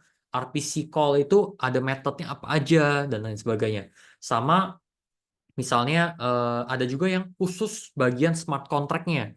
Nah, berarti kita harus ngerti betul-betul smart contract, cara testingnya, cara gas optimization-nya, cara hackingnya gimana, cara tumble-nya gimana, dan lain sebagainya.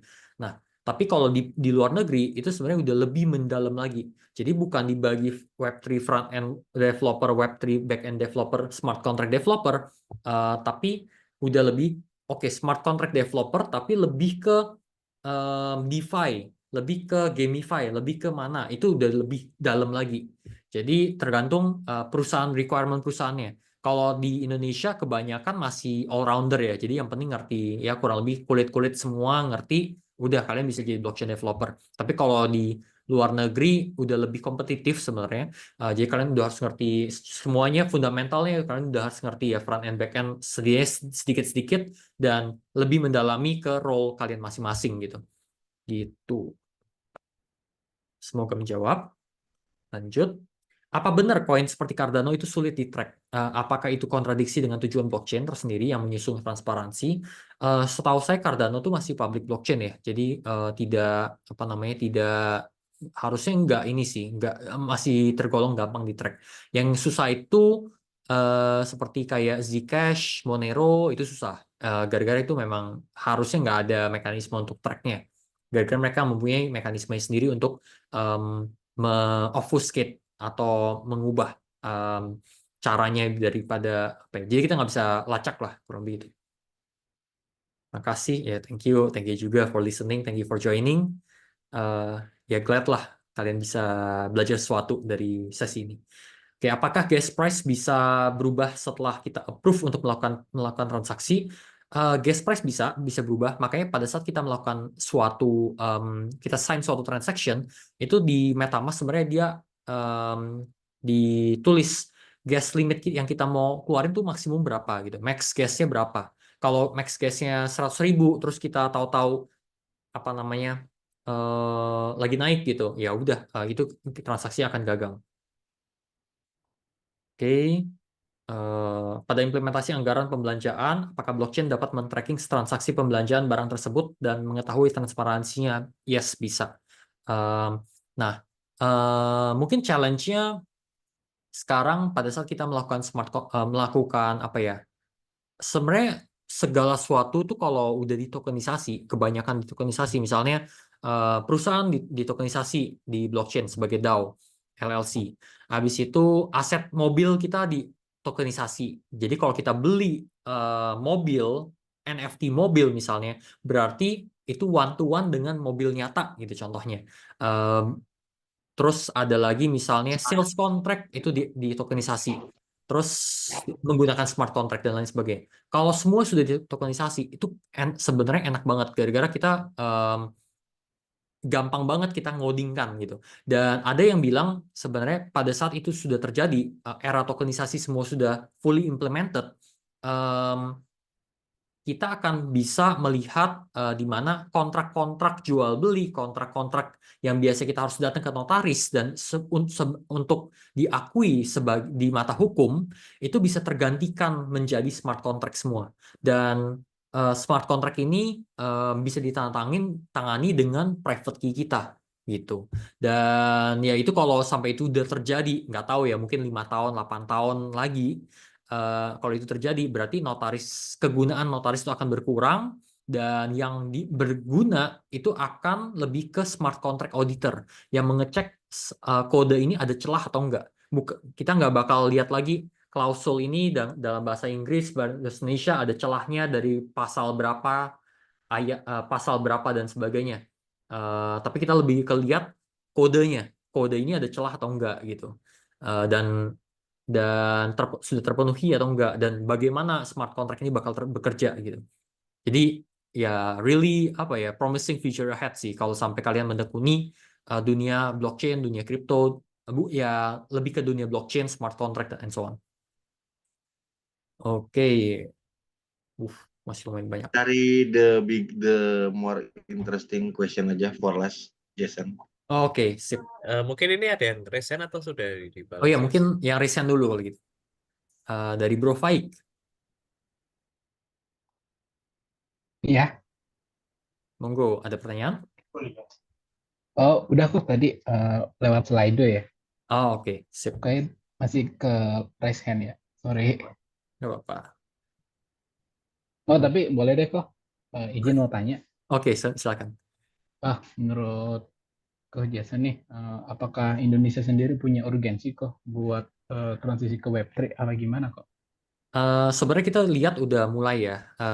Dalam arti sebenarnya Indonesia tuh ketinggalan lah daripada negara lain. Tapi kalau kita lihat dari Project Garuda, at least mereka udah ada inisiatifnya.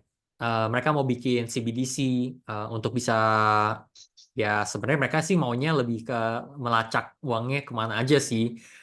Dan kalau decentralized application kan harus ada menggunakan kripto. Sedangkan kalau mereka melegalkan pakai USDT dan sebagainya, itu kan mereka nggak bisa kontrol ya. Jadi itu udah ada inisiatif, tapi menurut saya masih kurang sih inisiatifnya. Gara-gara Project Garuda so far ya progresnya saya nggak tahu, kayaknya masih stuck di sana-sana aja. Belum dikembangkan, belum ada urgensinya.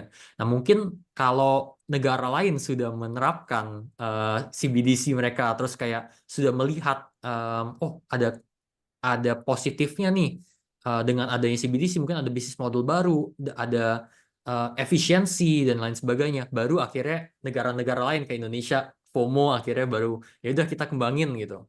Gara-gara Indonesia kebanyakan wait and see, dia melihat negara lain dulu udah diterapin belum, kalau udah diterapin baru kita ngelihat gimana sih cara penerapannya dan sebagainya gitu.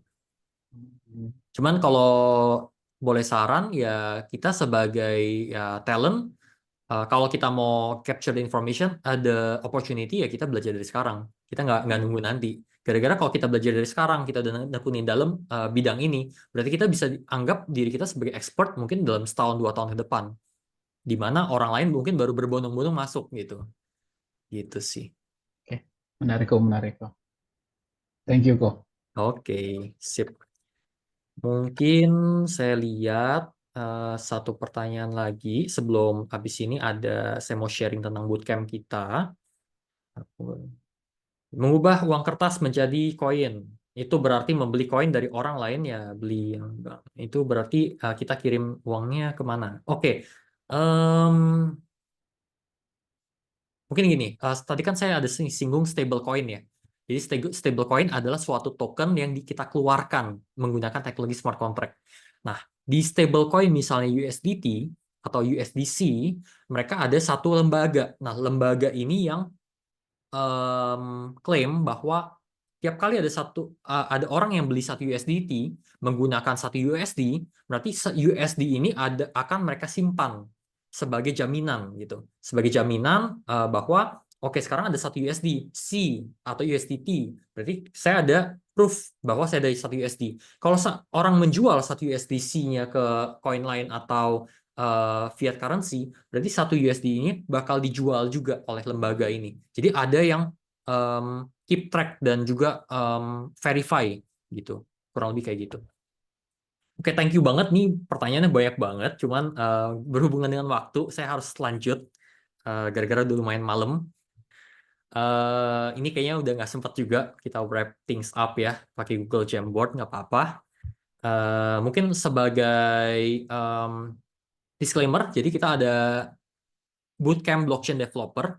Sekarang udah cohort kedua yang akan mulai di 17 September sampai 15 Desember 2024, dan harganya masih bisa dibilang tergolong sangat murah, 5,5 juta untuk program 3 bulan, di mana setiap minggu akan ada 2 sesi, hari Selasa dan Kamis, jam 7.30 sampai jam 9 malam, dan ini full online. Ada juga yang ikut dari berbagai kota ya, ada yang dari Bali, ada yang dari Surabaya, bahkan ada ya orang Indonesia yang lagi kerja di Turki, ada yang kerja dari Oman gitu, di Timur Tengah dan sebagainya, itu juga ikut gitu.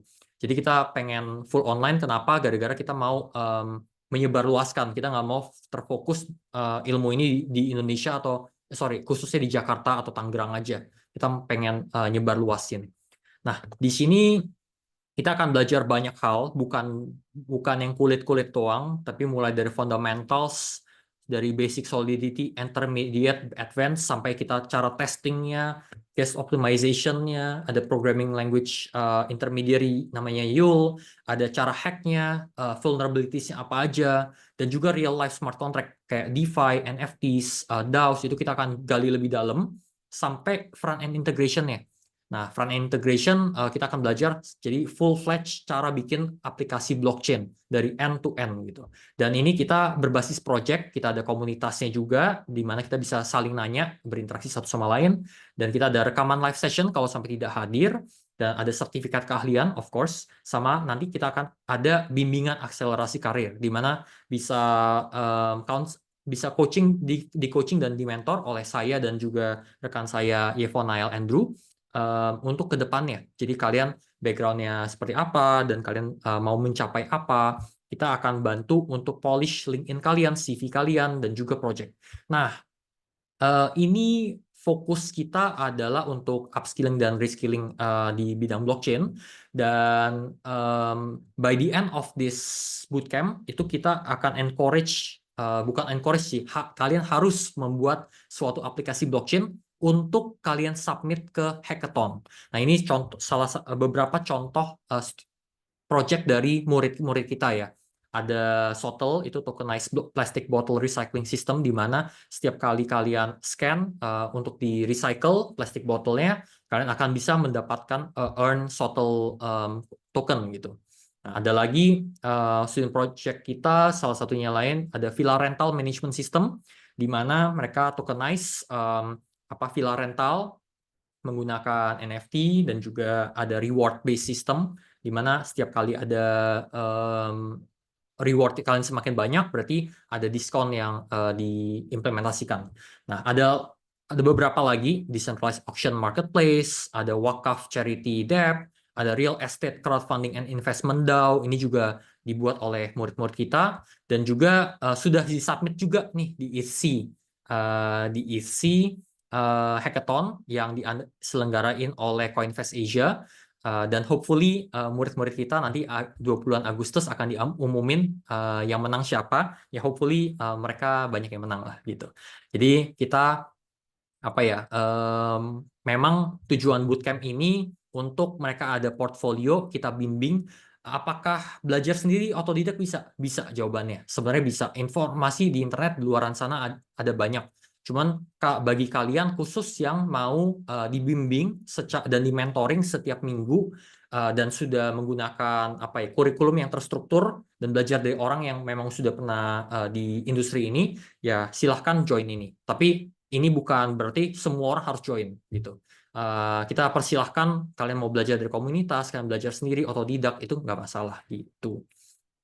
Seperti itu. Bagi yang mau join, silahkan masuk ke website kita di pelitabangsa.co.id/bootcamp. Nanti kita diisi aja Google Form, dan kalian akan dikontak oleh rekan kita, Peter Mulyadi, untuk proses pembayaran dan juga registrasi gitu.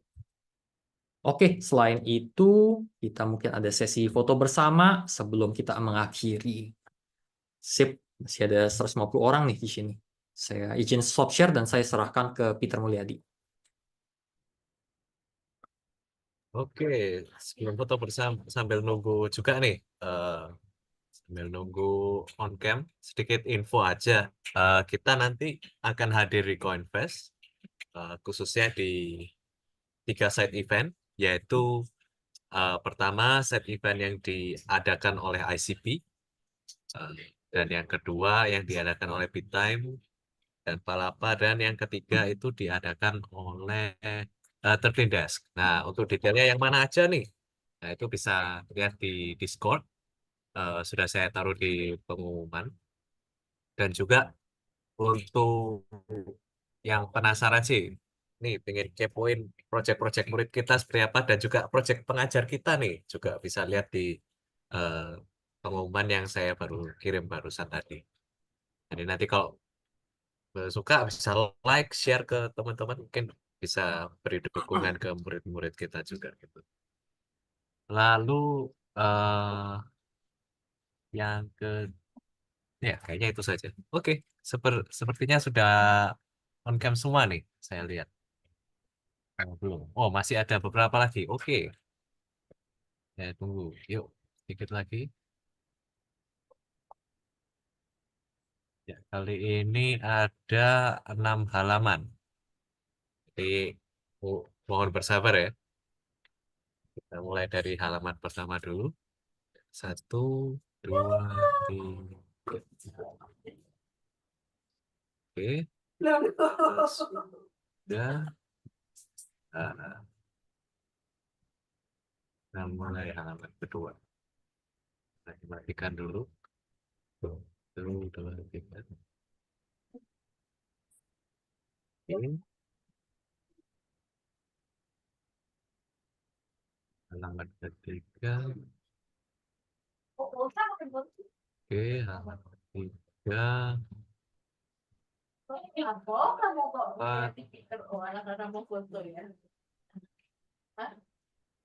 Terus halaman 5.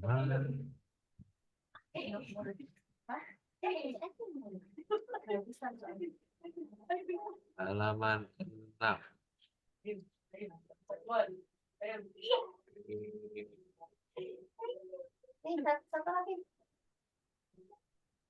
Oke, aman. Thank you semua untuk waktunya. Sudah Oke. nyalin. Thank you. Remindernya untuk kelas berikutnya bukan di tanggal 21, tapi di tanggal 28. Kita minggu depan itu enggak dulu karena lagi di CoinFest Week ya. Jadi sesi ketiga itu akan ada 2 minggu lagi jatuhnya di tanggal 28. Nanti infonya pasti di update terus di Telegram dan juga di Discord. Oke. Nanti rekamannya kalau sudah ready akan ada di LMS-nya dan juga di YouTube-nya Untuk upload. recording 2 juga. Oke. Oke, sip. Bye semua. Sama mungkin terakhir di LMS akan ada reading material kalau kalian masih mau go through lagi. Jadi silakan coba login di LMS kita. Gitu. Oke, sip. Kalau nggak ada lagi, LMS yang lewat mana? lms.pelitabangsa.co.id di sini. Ini materi nanti di-share kemana? Oh, ada di LMS sebenarnya. Rekaman juga menyusul di LMS juga. Kalau materi sebenarnya udah ada di LMS sih. Nah, kalau email kalian belum terdaftar atau apa, nanti bisa kontak Green Man Ron atau kontak Pelita Bangsa Academy lewat Twitter untuk akan di-enroll gitu ke dalam LMS. Oke. Kalau nggak ada lagi, thank you semua udah ngikutin acara ini. Udah 2 jam ya kita di sini bareng-bareng. Sip, thank you antusiasmenya. See you guys. See you Bye. 2 more weeks. Bye-bye. Thank you, Ko. Ko. Thank you, Ko.